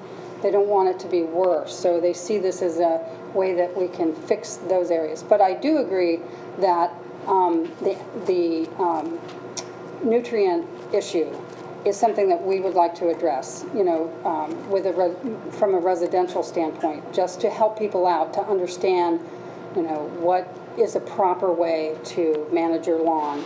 So we do hope to have more education available, you know, in the future on those topics. Thank you. Yes, Councilmember McGee. Thank you. Thank you. I just wondered, this may seem like a silly question, but are there any kind of mesh or filters that can be put around the entrance to the storm sewer on the street that would stop that kind of pollution? And if so, why don't we use it? Well, they do exist. They use them mostly for construction sites to prevent, like we had them on Richland Avenue, for instance, when the construction project was going on down there to keep sediment out of the catch basins. They do they require a lot of maintenance. You have to, you know, when they collect debris, somebody's got to get out there and sweep them off and pick that up and dispose of it somewhere. So it's a labor-intensive thing. So I'm not sure it would work in the long run. I think if we could just address, you know, the lawn clippings and the grass, the human behavior involved, we could probably make some significant headway. And even with the beer cans and pop cans and the, you know, that ends up in the storm sewers too and causes trouble. So. Thank you. Any other questions or comments? Yes. Yes, Councilmember Cochran. Thank you, Member Butler. I just wanted to say thank you. Your presentations are always informative and I learn a lot. And I would encourage us not to rest on our laurels and pat ourselves on the back too much around this issue, but to think about other things that we could be doing, like around the overuse of commercial pesticides, herbicides in our city, and what can we do? You know, we're talking about bans of conversion therapy. Why not ban the use of chemical herbicides and pesticides in our city? And that would greatly contribute to improved water quality in our area. So thank you for your work on this issue. If there's no further questions, we have some comments from the mayor's office. Yeah, comments, not any questions. You know, on the front cover of this, hopefully council notices that the City of Athens and Ohio University. Ohio University has been, you know, a great ally and partner in getting this process through, to include educating the students, you know, about our stormwater runoff. Another thing is that the yard waste that is collected in the paper bags that individuals put out, that is collected and taken to the composting facility at Ohio University. So I wanted to point that out and remind everyone. The other thing I wanted to share, and this is something that, you know, for anyone who's watching tonight or council, if you're interested, if you want to look at the corrosive power of what used to come out of our city trash cans up here, which is, it does leach. As Abbott mentioned, it's leaching off and it's going into the storm drain. Look at where the old trash bins were removed and look at the concrete, how it's been etched away. And that is, you know, the acidity that's eroding that and then going into the storm drain. And now we do have the covered bins. We've got a lot more to do, but I think we're making positive steps forward. But this plan, and it's great to hear that we've already got a lot of things in place, but we still have a lot to do as we move forward. Thank you, Mayor. Thank you, Ms. Stevenson. If there's no further questions or comments, wonderful. Again, thank you for the presentation. Thank you for your hard work. And thank you to the mayor's office and the administration, Andy Stone, Code Department, again, making this happen. So. Next, we're moving on to the water treatment plant and updates from the mayor's office and the city service safety director regarding construction. As you know, you've heard that we are in the process of improving our water treatment plant. And it is a very old facility, I think initially built in the 1950s, and then a second facility in the early 60s.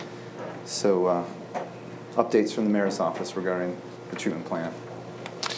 What we're going to be asking for is council to grant authorization to accept bids for the construction of the water treatment plant project. We wanted to have it introduced June 12th with readings on June 19th. August 7th and August 21st. And there won't be a dollar amount included in this legislation as we move forward. We talked a little bit about it last week. This is that complicated water supply revolving loan fund money from OWDA, and we just want to make sure that we're keeping on track. And if you recall, these were the electrical safety upgrades. Talked about the solar panel that we plan on putting in the back. Any other questions or comments? It's necessary. Yeah. Thank you. Well, we did mention that you can give the Historic Society all the old pieces, because they're are really old. I mean, Antiquated. some of them are really amazing that they still function. Yeah. We'd be giving them the guts to a lot of the equipment, because some of the consoles are going to be retained, if I'm not mistaken, so they'll have, you know, state-of-the-art circuitry inside, but if anybody wants to see some really old pneumatic switches, that we could certainly provide that. Vacuum tubes. Thank you. Thank you. Moving on to the next item on our agenda this evening, we have the smoke trailer and purchasing an upgraded trailer. I did speak with the city service safety director on this, as well as our fire chief. So Chief Schreimer also gave me a little bit of information regarding this. The smoke trailer is an educational tool that the fire department uses in their outreach and education, primarily in the past with elementary age children. The benefit of upgrading to this new and improved trailer will enhance their ability to educate a larger population of youth and adults and young adults.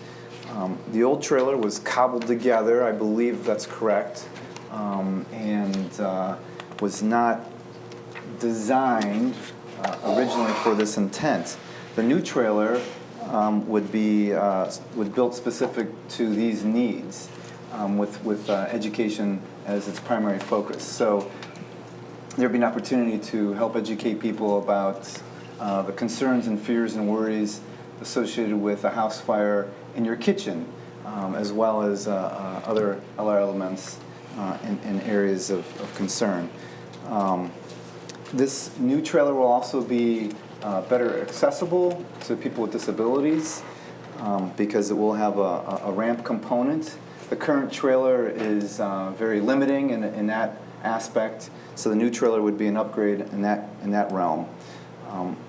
And this last benefit, I believe, is something that would yet have to be worked out, and that would be the possibility, again, depending on the design and engineering of this particular trailer, would be the possibility of it being used as a control center in emergency situations for response and special occasions that would be out of the ordinary. Anything else from the mayor's office regarding the trailer? The cost on this trailer is, we're looking at about $68,000. I would contend that it wasn't necessarily a trailer, the original one, that was cobbled together, but was fiscally conservatively put together. Sure. It was a reclaimed trailer that then was outfitted for educational purposes as a smoke trailer, and has lived a useful life, but probably the main element that needs to be corrected is that it is non-ADA accessible at this point in time. And so to have one that's compliant as this trailer is going out and servicing citizens throughout the city, schools and whatnot, that it is an accessible trailer. Thank you, Mayor. Anything else regarding that? Yes, we have a question at the far end, Councilmember McGee. Since I've never seen this smoke trailer, could you tell me what it really does? I mean, it educates people as to smoke, but I mean, I really don't understand it. I'm just wondering, maybe the public doesn't either. Well, if anybody's taking their child to Kid Fest, it's always set up there. In addition, during Fire Prevention Week in October, classes take field trips to the fire station, or they bring that to them, and that's where it simulates what to do in a fire. It's like, you know, down low to the ground and crawl. You know, it has all those components in it that are educating the children on what to do in case a fire does in their home. Thank you. Councilmember Cochran. Thank you. I would add that as a parent, I see this as a very valuable service to the city. As someone who grew up with a father who made us practice fire drills and learn about fire safety, I think this is really important to demystifying and really helping to prepare people so that they don't panic and they're adequately prepared to act accordingly. And if you're ever over under the solar panels at the rec center, I believe that's where the smoke trailer is typically parked. And it does make regular visits to the elementary schools. Both of my children have had the opportunity to participate in educational activities with the smoke trailer, and I do think it's really useful. Thank you. Thank you, Councilmember. Councilmember Fall, followed by Councilmember Reisner. Well, also, I think that as identified, it's at Kid Fest, so it is serving not only the city, but also the larger community, which a lot of times, one thing maybe we need to also look at maybe some of the fraternities and sororities also working together with education and stuff, because it seems bigger kids. Well, I mean, some of the worst fires we've had in Athens has been multi-family, multi-person houses. So, and some of the most horrendous. So, thank you, Councilman. My question has to do with the finances. Will the budget support this? It was budgeted for at the end of last year. Just wanna In make that- fire budget. Make sure that's out there, that monies are available. Thank you. If there's no further questions or comments, we can move on to the next category, or next discussion item. Thank you. So we're moving forward to updates again from the administration regarding Arts West and facility improvements. I believe that we've heard a few discussions maybe a year or two ago regarding some of the upgrades. Andrew Cheeky has spoke to us about some of this. If I'm correct in remembering, we were looking at improvements in the basement of the facility because, again, the bathrooms are not accessible and oddly made. So that was one of the biggest item upgrades. I believe, too, a new floor was part of the discussion, as well as upgrades to the kitchen space. And the administration has a dollar amount, some $180,000, is that correct? Or? We've budgeted $180,000 for this particular project. We're currently waiting on an update to what was identified a year ago through RBC Architects, which was $164,000. So with 180 budgeted, we're hoping that it'll come in again when we get the new quote on what this is going to cost. And you're correct, Member Butler, that a lot of it is giving some much needed updates to the kitchen area in the lower level, accessibility, rebuilding the reconstruction of the ramp, the accessibility ramp, repairs to the north entranceway into Arts West, as well as rebuilding the entire, re-roofing the entire building. There's a number of things on here, but this is a project that we do need to get rolling on. Thank you. Yes, we have a few questions and comments. Councilmember Pappy. So this is the basement area. Is that accessible via wheelchair or whatever as it is currently, the basement? In a roundabout way. Yes, the path that was built, if you recall, in Winds some around. years, will come into the basement from the front if you're facing from There's the a left. side door that faces the Okay, street. because I know there's those steps on the one side, so I'm trying to think where that entrance is. But I assume if you're saying it, I haven't On the used it, so I wouldn't. West State Street side. I believe it comes in on the, because that's the ground level That's right. side. Yeah. Okay. But even the sidewalk is tricky. Yeah. It's not. In the rear, accessible access is deteriorating, so we want to include that. And based on timing, we'd also request if you could consider it for under suspension or what have you, next Monday in order for us to try to get bids and get some of the work during what they deem some of their downtime in Arts West in August. Thank you. Yes, another question? Yes, President Nisley. I did have a question about if this is all the improvements that are planned right now for Arts West, because there was a list of, a project list of items beyond the pool that was part of the levy money. And that amount originally was like $500,000. Sure, this is just one step in it. Councilman Reisner inquired about utilizing levy funds for that, but the levy funds are going to build over time. And the auditor has indicated that since it's already in the budget, the 2017 budget, under their capital items, we'd like to proceed. Okay. Well, I guess my question was the idea that if it would be possible to take out the levy funds, that would save us a lot of money in the cap funds, which is not that great at the moment, which would free up those funds for other improvements, capital improvements, hence the name, that need to be done. Well, as the auditor indicated to us, we only, we're just beginning to build that chest. Yeah, with 68,000. I got that in her email, but I guess my question was, since there are some funds available from the levy, I think you said 62,000, that perhaps we could take some out of cap and then some out of the levy, leaving more in the cap fund for other city improvements. Just an idea. And since this is committee, I thought I'd throw it out there. We can certainly explore that to see if we can come up with some other alternative mix. Right. It may not be possible, but I think it's worth looking at. Because there's some other things that we could do around here. Yeah. Yeah, a little. Talking about your air conditioning issue? No, not at all, not at all. Nothing. Lighting, spot of paint here and there. Thank you. If there are no other questions or comments, President Nisley, that concludes my committee. Thank you. Thank you.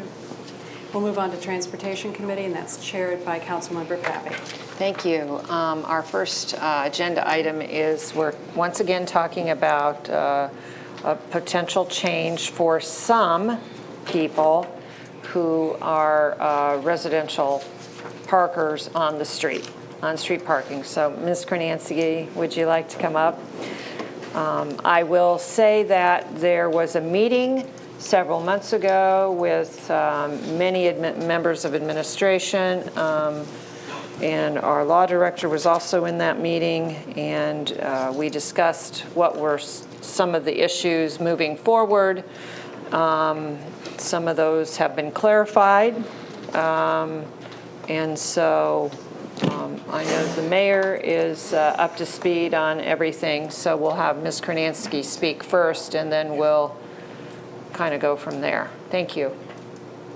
Well, thank you, and thank you for seeing me again. I sent everyone an email, although I forgot to send an email to the law director, but I think you've seen the proposal. It was the one that I submitted a couple of months ago with all of the updates that had been suggested by city residents, the mayor, city council members. And at that point, I think we were ready to go forward with it, at least bring it forward as for a first reading. And the mayor suggested we hold and get the administrative and locked in place before this went forward. But that seems to be dragging, and so I had a meeting with the mayor about a week and a half ago, and he said it was okay to go forward with this, and that the process of moving it through city council, which could take, 6 to 8 weeks, and you're going on recess, and during that time period, it would then give some definition to how to get this administrative process going. If there are any questions, I do have some additional copies if anyone didn't look at theirs or would like to be refreshed. So Ms. Kornansky, let's just clarify for everybody. We are talking about residents in the R1 zones that do not have parking. Have So limited they have parking on their one or property. less. One or less spaces. Correct. And I know in the North Hill neighborhood that due to the geography, there are a handful of properties, or several, that don't even have a parking spot due to the nature of the older homes and all of that kind of thing.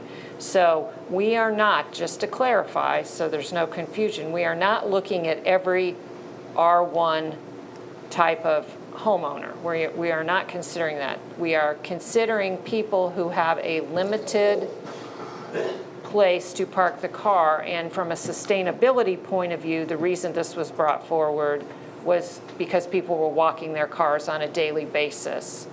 Yes. Who don't have a place to park their car where they don't have to move it.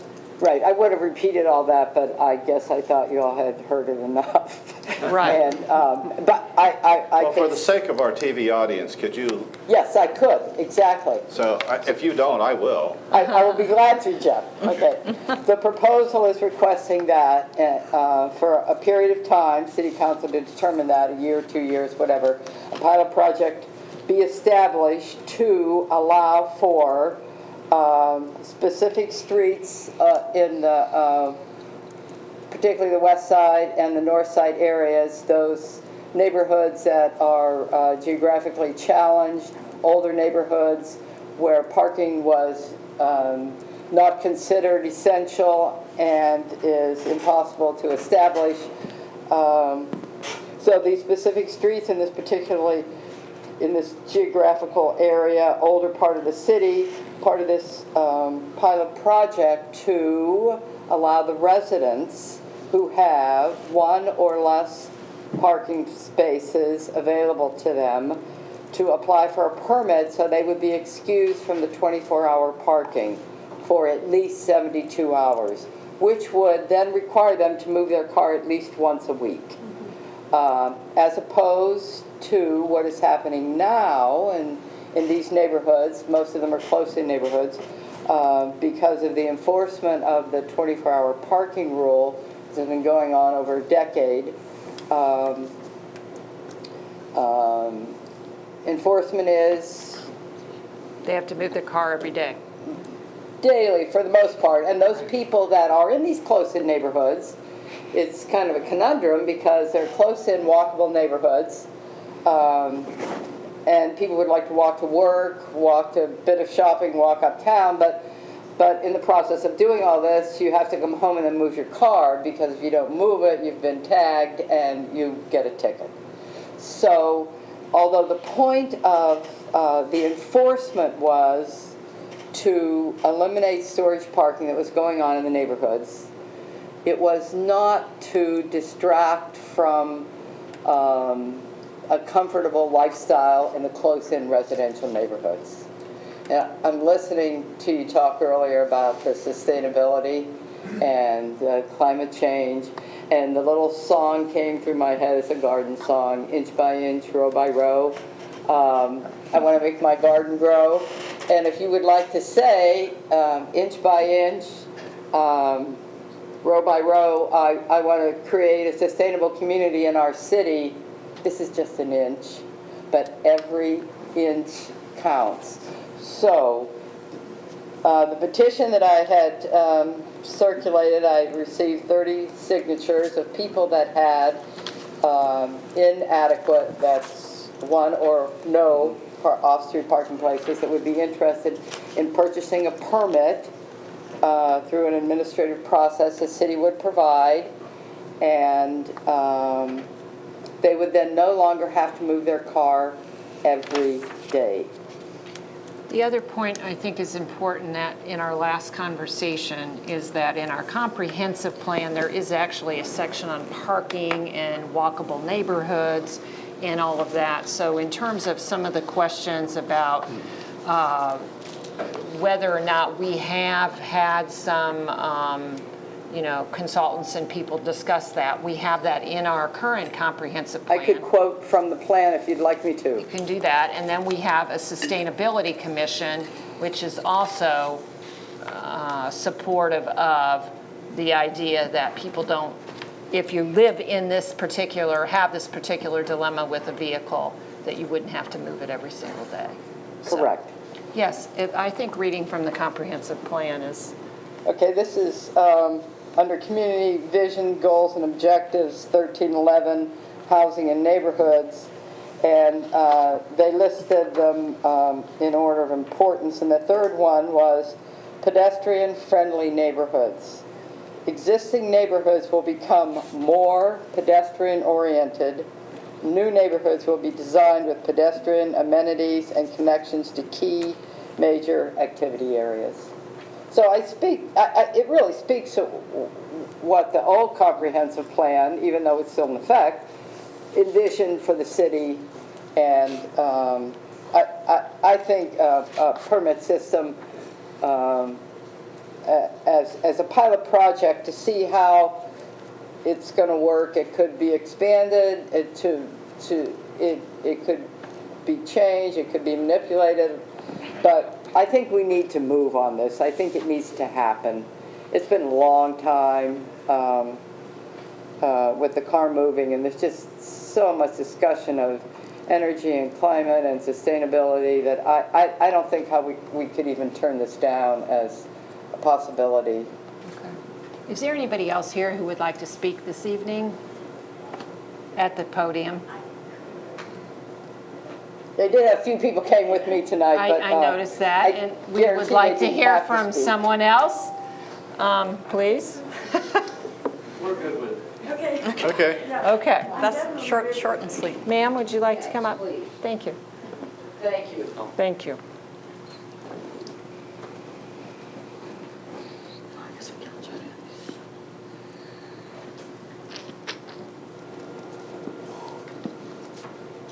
Thank you. Hi, my name is Brenda Barth, and I'm actually kind of new to the community. I've been here about a year and a half. Okay. And I live with my daughter and my son-in-law, and we live over in Maple. And we are dead in the thick of it as far as parking.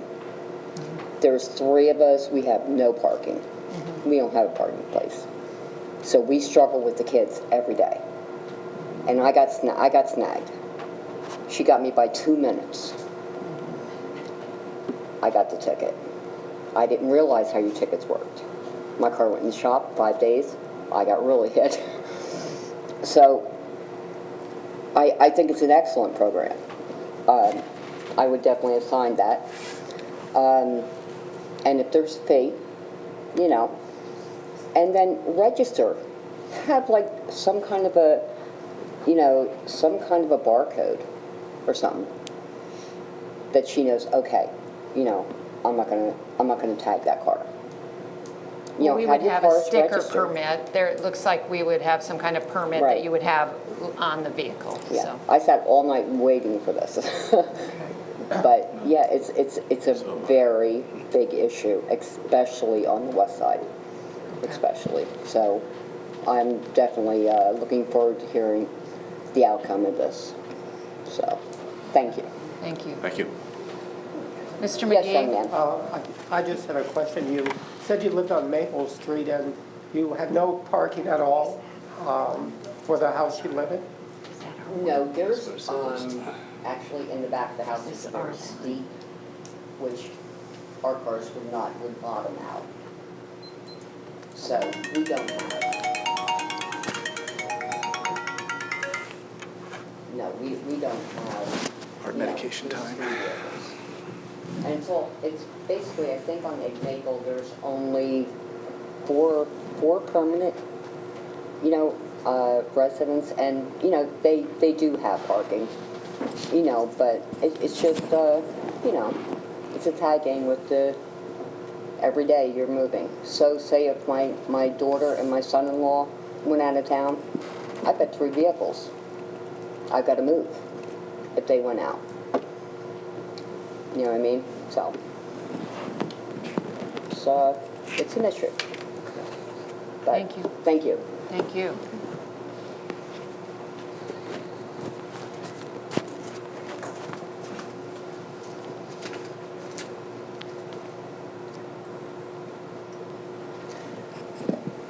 Hi, I'm Karen Don. I live at 158 North Congress Street.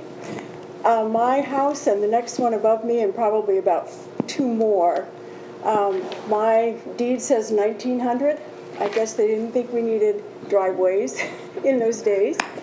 And so I've lived in my house since about 1992. And for a long time, I have hoped that we would have some kind of help with the parking situation, because North Congress is partly a student neighborhood and partly a residential neighborhood. And so it is always an issue of a parking place, period. And then if you have to move your car daily, you are dependent upon everyone else moving their cars at the same time that you might be, or there's no place to move it. So probably within the last few years, I've gotten about 6 tickets. And sometimes it's been my fault. I just forgot the car. I'm retired now. I don't drive the car. And I'm walking back and forth. I'm going somewhere, and then I come home and I think, oh my gosh, did I move the car? So it's 9 o'clock, midnight, whatever I have to go out there with my flashlight to see if I have a mark on my tire. And if I have a mark, then I have to figure out where to put my car. So I would be ever so grateful if you would consider this as a pilot project. We would thank you profoundly. Ms. Yes. Dawn, I have one question. Do you think it would be harder to remember it to move it every 3 days or every 1 day? I'll tell you. I'll put it in my phone and my calendar. But yeah, 72 hours would be such a dramatic change for me. I think it probably is going to take a little adjustment. But it does give you some respite, especially on the weekends where there's a lot of things going on, or the neighborhoods get really packed with cars who are here for some event or whatever. Not having to move the car would, give us a lot of respite. So please consider. Okay, thank you. Any other questions? Thank you. Is it R1? Yeah, it's R1. Hi, I'm Christine Hughes. I live on Grosvenor Street, and I think this 24-hour parking rule was in place when I purchased my house in 1996. And I remember coming and asking then if there was some plan to change the rule, but I definitely am in support of it. I have several times a season I'm wanting to walk downtown to participate in something, but I know that I'm going to have to move my car anyway, so I'll drive the car downtown, which is pretty ridiculous, just to get that moving the car out of the way and feel like, oh, okay, I didn't waste it feels less wasteful somehow. So it would be a personal health benefit for those of us who have that issue. I have no parking at my house. Also, I think it would encourage people to purchase houses that are old and classic and see that they're not, my house was on the market for years before I purchased it, so it was probably not a benefit to the city to have it for sale that long. And the other thing is certain times of the year, like Halloween, when the city is taken over by out-of-towners, those of us who work early hours, I'm a baker and I start work early, and I have to park far away because there's definitely no parking on my street that day. And so for several days, I have to walk, usually early in the morning when there's a lot of shady stuff happening. So it's a little bit of a safety issue as well. So it would be a great benefit, and it would be well appreciated, and definitely willing to pay a parking fee, and I'm sure that a permit fee. I think that a lot of people would feel that way. So thanks for considering it. Thank you. Anyone else? Member Fall. Okay. I've brought up several concerns about this in the past. Personally, I think that the whole city should be to 72 hours. Would be just that much easier. We have talked about the pain of walking your car. So I had some questions. How do you define challenged? like geographically challenged. Is that like Morris Avenue, where I live, most people either have no parking or one place, but it's a fairly flat street. But then there's only parking on one side, so it can get really crowded, so trying to move your car around can get difficult. So is that challenged? So that's I think an issue of whatever definition we come up with. And how do you define residents? Is that people own the house, or renters who don't want to walk their car either? So that's another, and the park proposal has to kind of iron these out to make sure that it's equal. It's kind of equally across renters and residents. I think that needs to be firmed up. And also, if this is a pilot project, I would urge a short pilot project, like 6 months or something, or if it's going to be longer, to have an interim where you can, as a neighborhood, say on Maplewood, which is a really crowded street, most people only have one space for a car, and lots of people have 2 cars, that they can get somehow permitted into the program, like through a petition or through having 75% of the neighbors sign a petition or an application. So those are the 3 general areas, besides just wanting it to be. So thank you. No.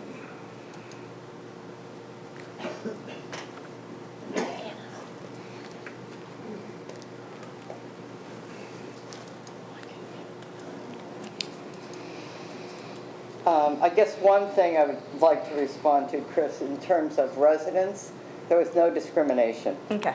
It was R1. R1. Well, okay. Just the thing is that when we talk tonight, when people talk about residents, and then we say residents, and some of the renters. So I think that we have to be very careful when we're discussing it. Right. I think everything that I've written up talks about residents, and a residence is someone who occupies a house, right? And so there was no discrimination there. I guess I thought over around, were you talking about Maplewood? Aren't there alleyways? I mean, most of the Near East Side has alleyways that run. No alleyways, but driveways. Just about everyone has a driveway. Right. No, well, okay. What I'm trying to say is what I see, one of the problems with parking in general is the lack of equal enforcement across the city. No, I will not disagree with that. And so that's something that administration can do it now. And people over on Sunnyside and stuff are going to hate me, because I know people park their cars there for months. Oh, trust me, I've been. And what about Elmwood? Yeah. So there's that issue. We could go everywhere, right? Right, which compounds this problem. Yes, absolutely. There are a lot of people, sure, they may have a short driveway that they can fit a car. Their garage may not be big enough for their car. Our garage is like, you can't fit really very much bigger than our fairly small car in it. So if we needed to have another parking space, or my neighbor who needed maybe another parking space, they would have to go in and pave over part of their backyard. And so in these, I would question whether challenged means busy roads like North Congress that has just a gazillion people parking on it because you have fairly high density of people. In the west side because you have hills and dales and old houses. But there's also other challenges, but may not be geographic, but maybe the age of the house or the circumstance on certain roads that it's just more difficult to find a space to park, to move it like Karen was talking about. So I think that we need to be very careful in how we define challenged. So I think it has a lot to do with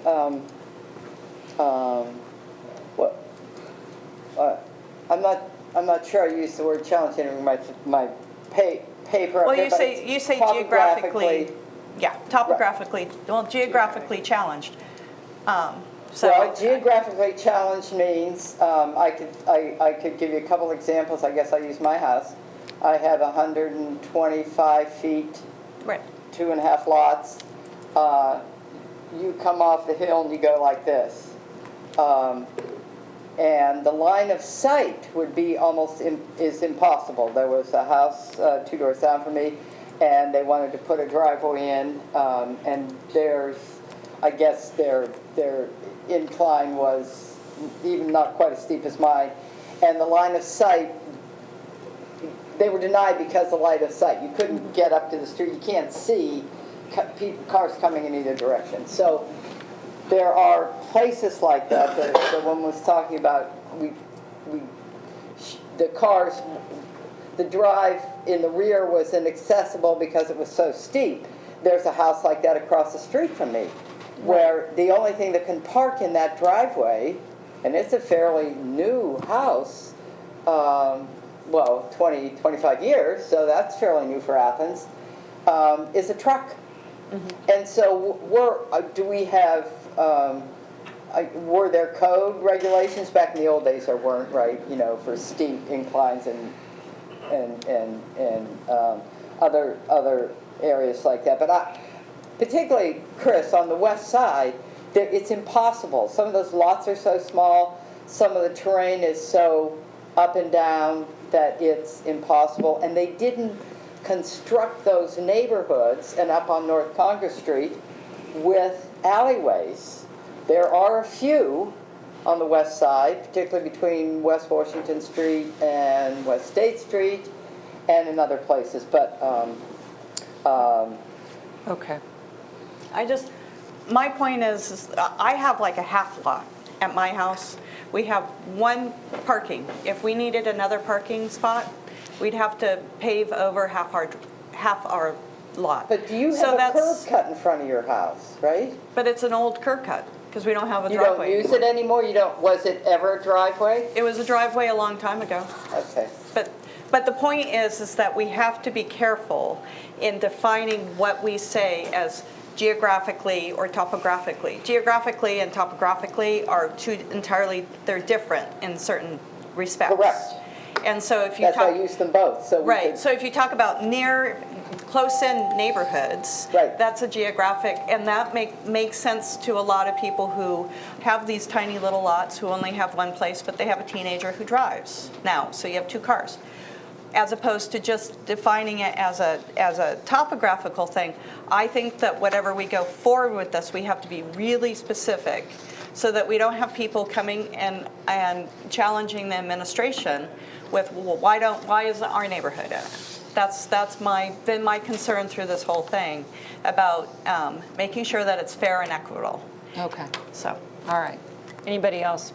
Just one thing about that. This proposed legislation specifically defines certain streets to test this thing out. Correct. Okay. So to me, this whole argument is moot. It's only going to be those streets, nobody else's streets. I live on Carroll. I can't go to the administration and say, hey, how come my street's not in here? Well, because it wasn't included. In the pilot project. In the pilot project. It's just not there. Why isn't it there? Because City Council made it that way. And that's it. Okay, end of story. If the pilot project moves on from there, well, maybe there is an issue, but I don't see it now. Member Butler, did you? Thank you. Again, Ms. Kronansky, thank you for your presentation. Thank you for your discussion. Thank you for helping keep the discussion alive. Obviously, we have citizens that are concerned and in need of our assistance and would benefit from this. I want to continue to advocate for the pilot project because I've heard from citizens on the west side who have expressed frustration in having to deal with this and have even gone to the length of moving out of the west side because of this very issue. So I do appreciate comments from our citizens who have talked about the challenges and want to continue to be pedestrians that are walking instead of walking their car. So again, I support this. I appreciate the concerns expressed by my colleague on council, and perhaps one alleviation or one method or one forward motion would be that this is the phase 1 of the pilot program, and then we look at and consider phase 2 of a pilot program if this becomes successful and the administration is pleased with it. Thank you. I would just add, too, that in terms of pilot programs, it can go the other way. and maybe it wasn't successful. Yeah. So we'll have to look at that as we move forward with the legislation and actually write that into the legislation as well, that this will be reviewed at a future date, and that will be part of the legislation as well. Okay, any other comments from council? Member Costas? Yep, thank you. Well, I think we're moving in the right direction, because we've identified some issues here, and I don't, I'm still working through this one. I'm still thinking about it, but it kind of, for me, and of course I always have to back up and look at the big picture. What kind of community do we want? Right now, we're penalizing some community members for making some choices that doesn't conform with our current parking system. So, I want to thank you for this work. I think you're onto something. Yeah. And theoretically, I think we all probably can, many of us can sign on to something of this order in terms of sustainability and walkable neighborhoods and all that. Where the rubber meets the road here specifically is how it is managed. It's the administration, whether it's code office or whomever, whether it's the parking enforcement. That's where, on a day-to-day basis, and the people doing the permitting process, that's where we're talking about the how it actually is rolled out and how it operates. And that's what will determine whether it's successful or not, because it may become burdensome. We don't know. We don't know until we try it, and I think that moving in the right direction is to try a pilot, and then if it doesn't work, it doesn't work. But we do have citizen support. You had a petition that had 30-some names on it. These weren't people who had a large driveway with lots of parking, because otherwise they wouldn't have signed it. These are people who are right now in need of some type of assistance, and they're trying to be good citizens. I like the example of wanting to walk to downtown but feeling the need to move the car, and then driving there just to move the car. And I think that happens way more often than we want it to happen. So, Well, I had suggested to the mayor when I spoke with him today that whoever administratively is going to run this project, that several other towns, whether it's Morgantown or Miami or Indiana, have put this together administratively. So there are so many communities that have parking passes. I mean, that we wouldn't have to recreate the wheel. Somebody could say, oh, this is what we did, and these are things that didn't work, so we switched over to doing this, so I would recommend doing this, and this is how this worked for us. These are the people that complained about it. This is how we solved that. I mean, right. This wheel's been greased a whole lot. So I think we could utilize other people's experiences to get this put together as quickly as possible. Mayor, did you have anything you wanted to add? A couple things. Council's aware of this. I think some council members are attending. We are going to Oxford in July for the Ohio Town Gown Summit. And I think that's a great opportunity to actually speak with city officials in Oxford, as well as university officials, to see how well this program is working or if it is working at all.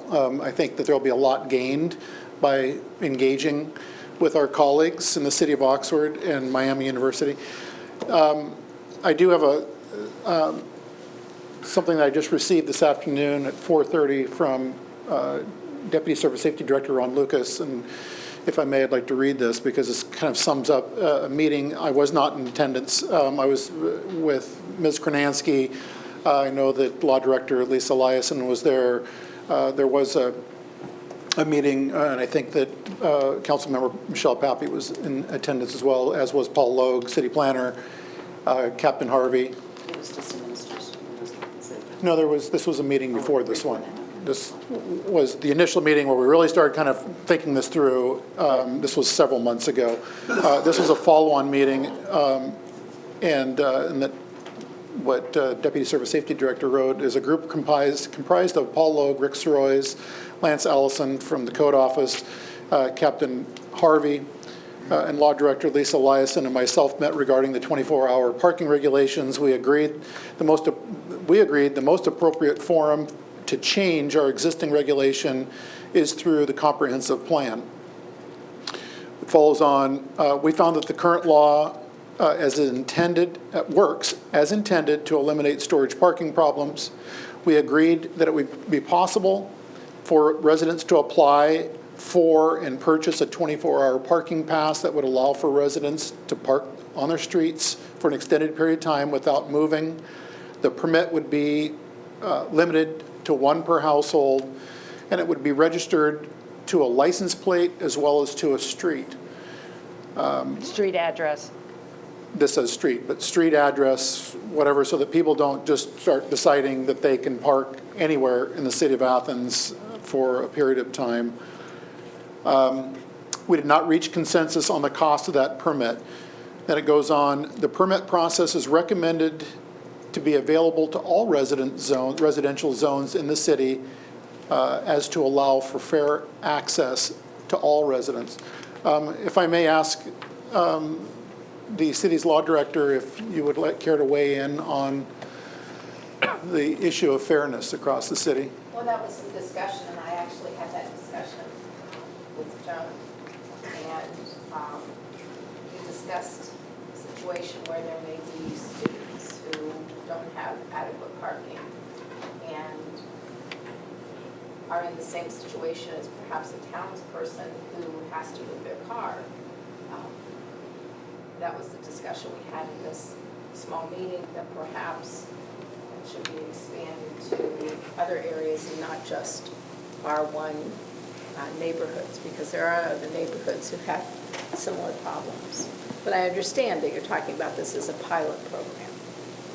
I guess what I would like to add to that is that in differentiating between the different residential neighborhoods, R1, R2, and R3, if you go to the code, they're differentiated. I mean, each one of those zones has a different definition, different requirements placed upon it. So I think just to single out certain properties in R1 does not go against the code or should not offend those residents in R2s and R3s just because the code itself defines them differently.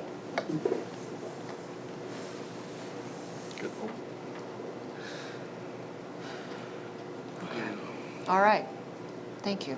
Thank you. We'll be in touch.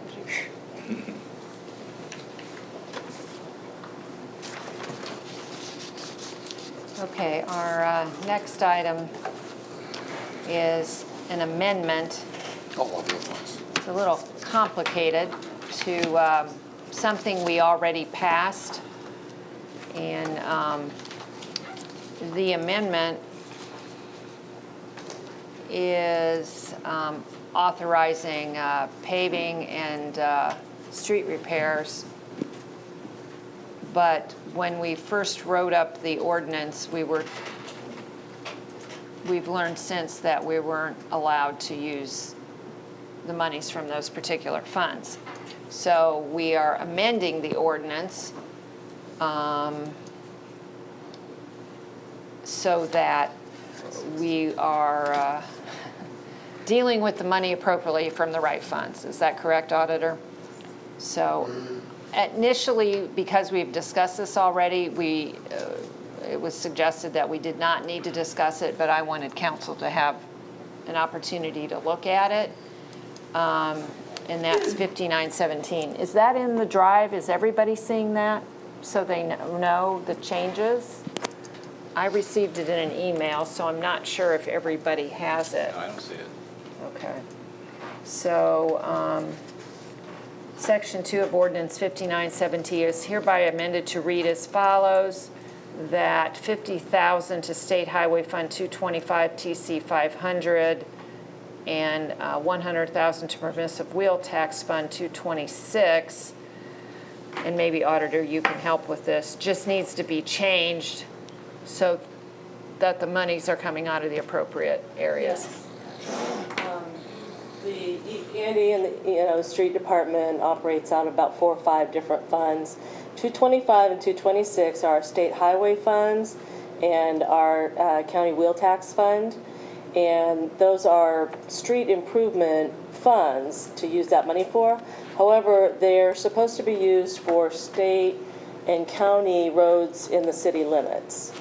And not for sidewalks. One of the projects, I don't remember now which one of those ordinances, it includes sidewalk improvements, and that's just not an appropriate, allowable use of those funds.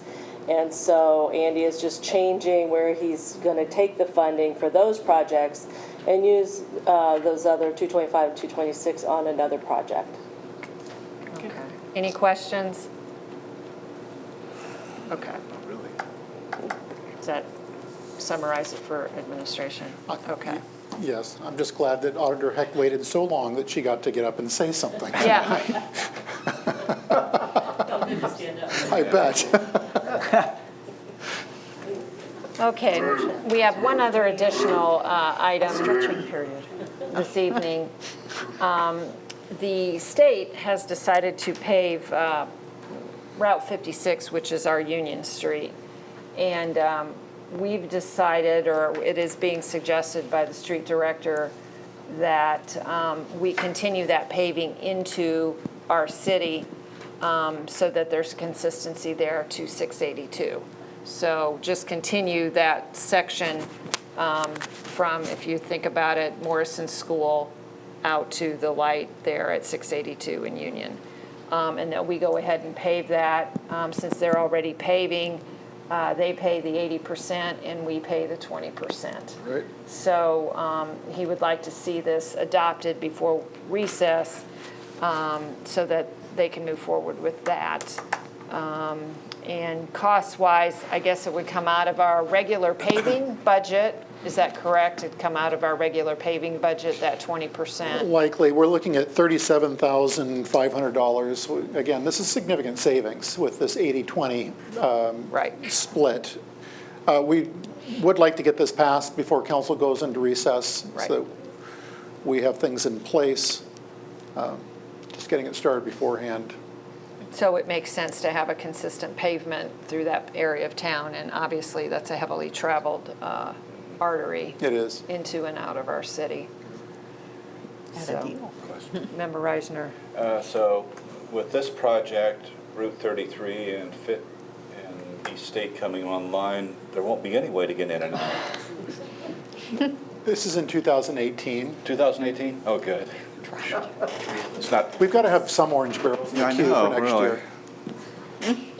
We spread our orange barrels around the city. We do. Okay, any other questions? All right, that would be all for Transportation Committee. Madam Thank you. Finance and Personnel with Councilmember Reisner chairing. Thank you. Just 2 items, generators and appropriations. So we'll start with generator. Have city reached a decision on the emergency generators for this building? We still want to proceed. The auditor, thank you, was going to research with the bond council on borrowing from ourselves, I believe. Right. We don't have the money to buy these outright, and we talked about financing and the option of borrowing from ourselves. And so I reached out to the county treasurer, Bill Bias, because they have done this, and to Mary Ann, because as our treasurer, she would also be involved.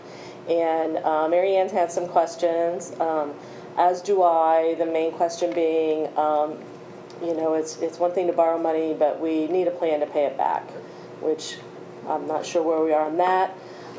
Bill said he would be happy to walk me through the process, but suggested I go ahead and reach out to Dennis Schwally, our bond counsel, since he would be preparing all the paperwork for this process. And I have reached out and hadn't heard back from him by the end of today. So I'll let the administration know as soon as I know anything. So I think this is something we're working on, still trying to move forward with. Mr. Mayor? Something that came out of the auditors meeting that we had a week ago. Last Thursday. Last Thursday. Thank you. Yes. My world flies by.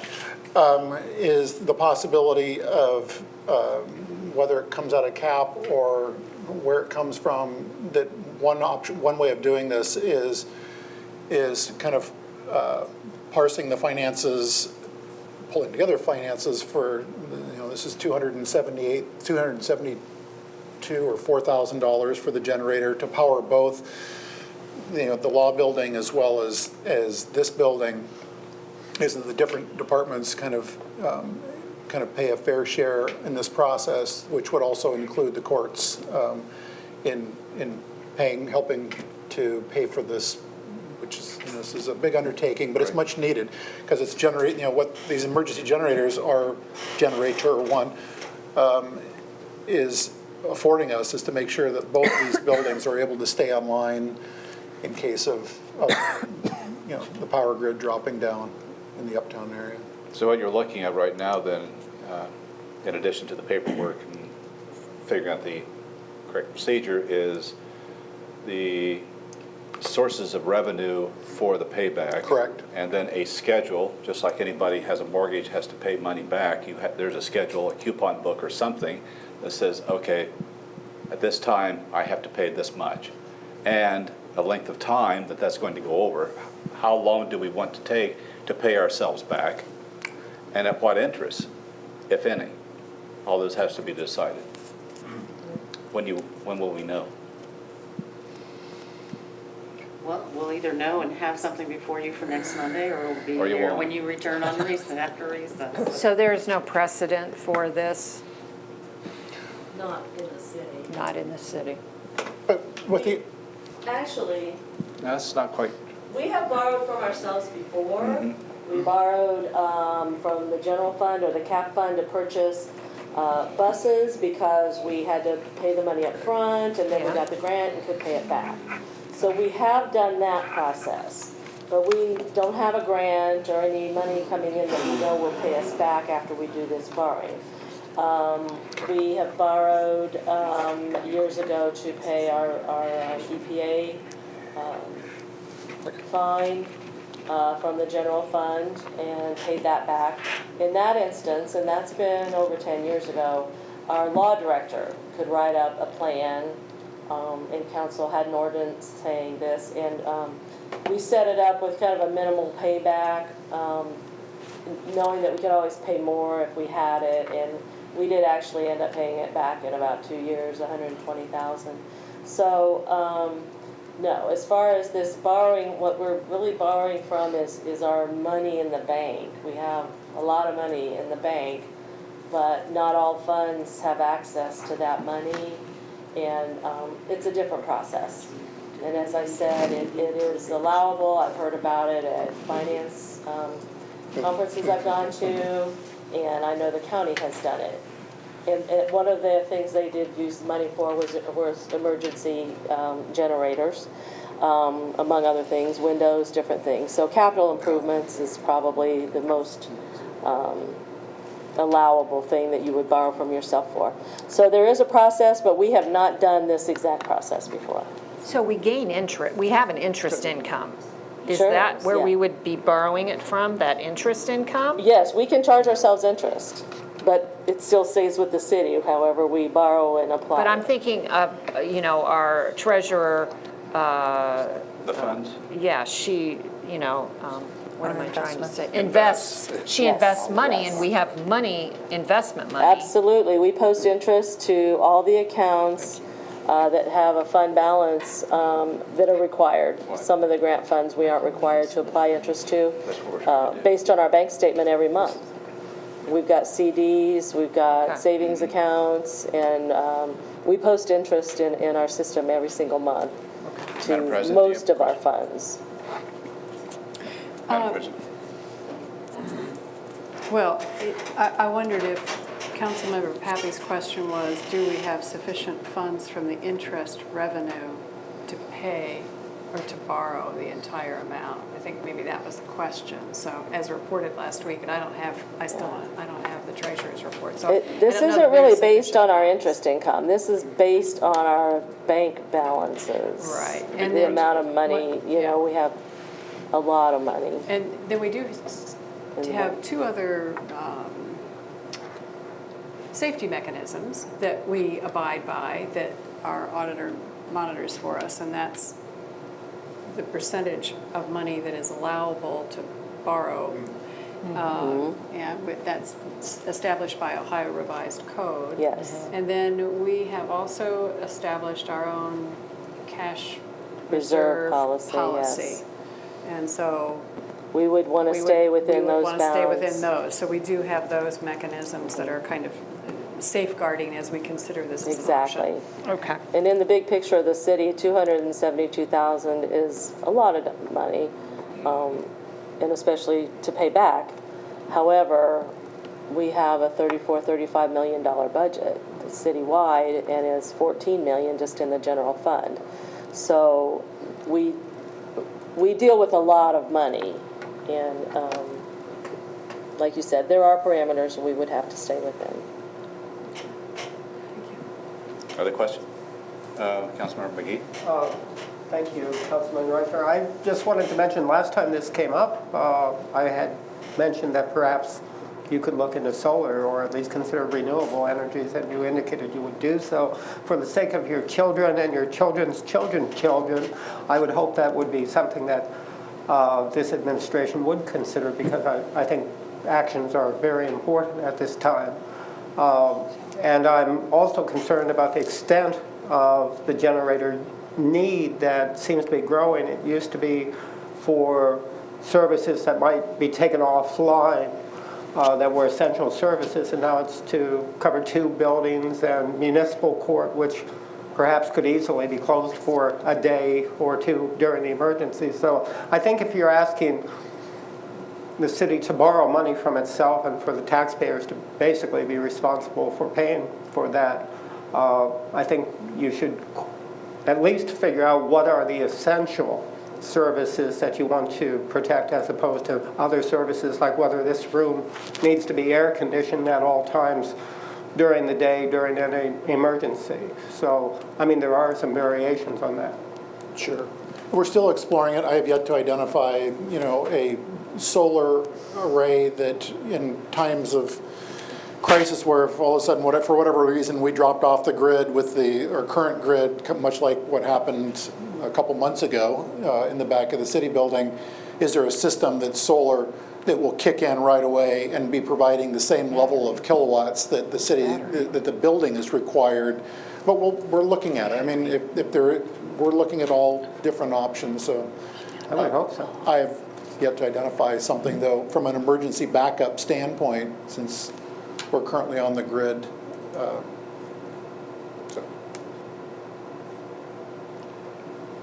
Other questions? Vinnie? Oh, didn't see you. Thank you, Member Reisner. I share some of those same concerns about the fiscal responsibility to our taxpayers about purchase of emergency backup generator, and particularly, is this in keeping with our sustainability plan? I realize it's only an emergency backup generator, but we're looking at emergency backup generators for more and more buildings now. And does it not make more sense to perhaps outsource our server capabilities so that we don't have to ensure that we have emergency backup capabilities? You quoted earlier that 70% of our carbon emissions start at the municipal level, and diesel fuel is one major culprit in contributing to global warming. So the more I learn about and the more I think about this issue, the less comfortable I feel with the increase in usage and purchase of these emergency backup generators. Just want to put that out there. Member Butler? Thank you. I'll just add briefly to the discussion regarding solar too. It might be worthwhile for us to look at the Tesla Powerwall, which is a newer product and used in homes. It may or may not be large enough for this system, but I'm sure if we're stringing enough of them together, it might be an option. But it is a solar option or renewable that might be worthwhile looking into, and that's on the Tesla website. Again, it's not my area of expertise, so I wouldn't be able to know. But could be worthwhile looking into. Member Costas. Thank you. I guess my first question would be, I know currently there's a couple buildings, but I know the police station has partial generator. The community center inherited the wastewater treatment plant, so the wastewater treatment plant has a generator. The water treatment plant, I assume that one will also have, no, so it's not. No, it doesn't. Okay. Does it need one, or does it not operate? During the derecho, it needed one, but we borrowed one from Ohio University. Okay. Okay. The current MOU with Ohio University is that we would use their trailered system, generation system, and plug into, that's part of the retrofit that we're going to see with the water treatment plant, is that we have receptacles to be able to plug in an emergency situation and switch over to, again, generated power. I don't even believe that if we go with and I'm highly in favor of looking at the 278 kilowatt solar array, that pales in comparison to the amount of energy that the water treatment plant requires annually to operate. But that said, there is a plan for backup generation to the water treatment plant if it were to fail, as in a major event, derecho, whatever. Okay. And I know we're here to protect the computer servers, but what other services are we looking to cover in those power outages? Daily operations of the city. Okay. Auditor? Two things. The reason the community center got a generator was not so people can go work out, even though we've had a derecho. It's because it is a designated shelter in case of a crisis. And as far as the servers, we have our own servers in the finance department. And as we go more and more paperless, the state and the auditors have also become more and more attentive to the fact that for disaster recovery plans. As far as municipal court, the legislature has written up their disaster recovery plan. So the idea that if you don't have your information backed up and you have no paper copies to recreate that is an issue. So 3 years ago, the state started doing IT audits along with their financial audits for the city. So I think that is part of the impetus for trying to make sure that the servers in City Hall and the servers in our office are up and running. It only makes sense that we would make it available to the entire building and not cut cord off so they couldn't operate. So there is a little more to it. I have mixed feelings about all this. I understand all the questions. Of course, for me, it boils down to the money and whether we can afford it. But I would say that there are a lot of reasons for us to do this. Whether we get a different type of generator, that's not my decision. But just to keep in mind that there is a lot more of attention being paid to our IT operations because of the backup and preserving public records. I just want to interject that one of the things I oppose about farming out our IT to somebody on the cloud is when you do that, you don't know where your data goes. I don't know where it goes. They don't know where it goes. The standard procedure with emergency backups on the cloud is no one place has all of it. They take a chunk and they say, okay, we'll keep it here, and this other chunk we're going to contract with these guys over here, and the third chunk it'll go over here. And the idea is, of course, if any one of them got blown up, the other two would be there to back them up. Well, the problem is, as IT goes, Company A gets bought up by Company B, and then it gets bought up by Company C. Now, does your contract that you had with A apply to C? No, it doesn't. It doesn't apply at all. You're no longer their first line customer. You're number three. They don't even know you even exist. That's the issue that you start getting. Once you lose control of your data, once that data leaves here, it's gone. There's no bringing it back. So once you lose control, you've lost control. And we keep talking about, well, we want local control. We want our local government to be able to have its own power, yet we're going to take the most important thing that we've got. That's our data, and we're going to give it. We don't know who we give it to. I mean, you don't know, and there's no way of really knowing. So every time I hear that, I just get, ugh. I'm sorry. I've been in IT for 35 years. I've seen it coming and going, up and down, right, left, and center. And I'm really opposed to that idea. So if it requires a generator to keep it running, I'm all for it. So off my soapbox. Any other question? Oh, Mr. Mayor? Not a question, but again, to Member Cochran and Member McGee, that we will look into all, feasible options. I hear what you're saying about carbon footprint, that you're right. And so we'll look at all the possibilities, but know that with some of these possibilities could likely come a much higher price tag. We just don't know. I know, we don't, we just, we'll look. Okay. Did you have another item? Appropriations? Yes, I was just looking at that here. Appropriations. Auditor, Mayor, who wants to lead off? Flip a coin. Go! Not it. Final thing here. I forgot my paperwork, so I didn't bring anything. So I have unclaimed funds written down. Yes. We need $2,224.20 in that fund. We put $1,500 in there at the beginning of the year, but we never know until this point in the year, what checks aren't being cashed. And at this point, we realize that some tax refunds are probably about half of it. Some of them are for vendors, and some of them are for payroll checks.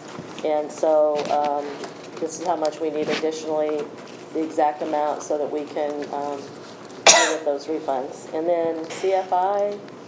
Another one? No, we're not talking about that tonight, so I don't know. I don't remember the other one. The only other one we've got, and we talked about this in the auditor's meeting, is council may remember that the Athens Photographic Project came forward with wanting to do an art mural, photographic display is a better way to frame it, on the parking garage at the sidewalk level, where as you're looking at the north side of the parking garage where the brick panels are, basically. Across from this building. And right across from the city building. As you exit the city building, you're looking right at them. The Athens Municipal Arts Commission has approved the design and the concept that they want to move forward. The current parking garage fund has in excess of $600,000. This project is right at this point in time is looking to be a $40,000 project. That said, the Athens Photographic Project has secured funding from Athens County Foundation, is looking to get funding from the Ohio Arts Council and some other areas. And so what I would like to do is have council appropriate $30,000 from the garbage fund, yeah. Let's take it from there too, from the garage fund in order to get this project going. This is also, I think council is aware, this is something that has been identified in the Essence of Athens as looking at ways to further beautify the parking garage as opposed to its rather stoic facade. And the garage fund is a dedicated fund, so it can't be used for something such as a generator. So, I mean, that needs to be said across the board, because I think that people hear us appropriating money and the idea that some of it is coming from here and there, where there are dedicated funds where you cannot use it for anything else. And to pay our debt on the repair. So I assume we have enough in the fund to keep paying the debt on a repair. Questions on this issue? No? Figured it'd be fairly controversial. I don't have any. I have nothing else. Okay. Unless there's any other appropriations? No, okay. We'll stand adjourned at 9:49 p.m. and see you all next Monday. Thank you.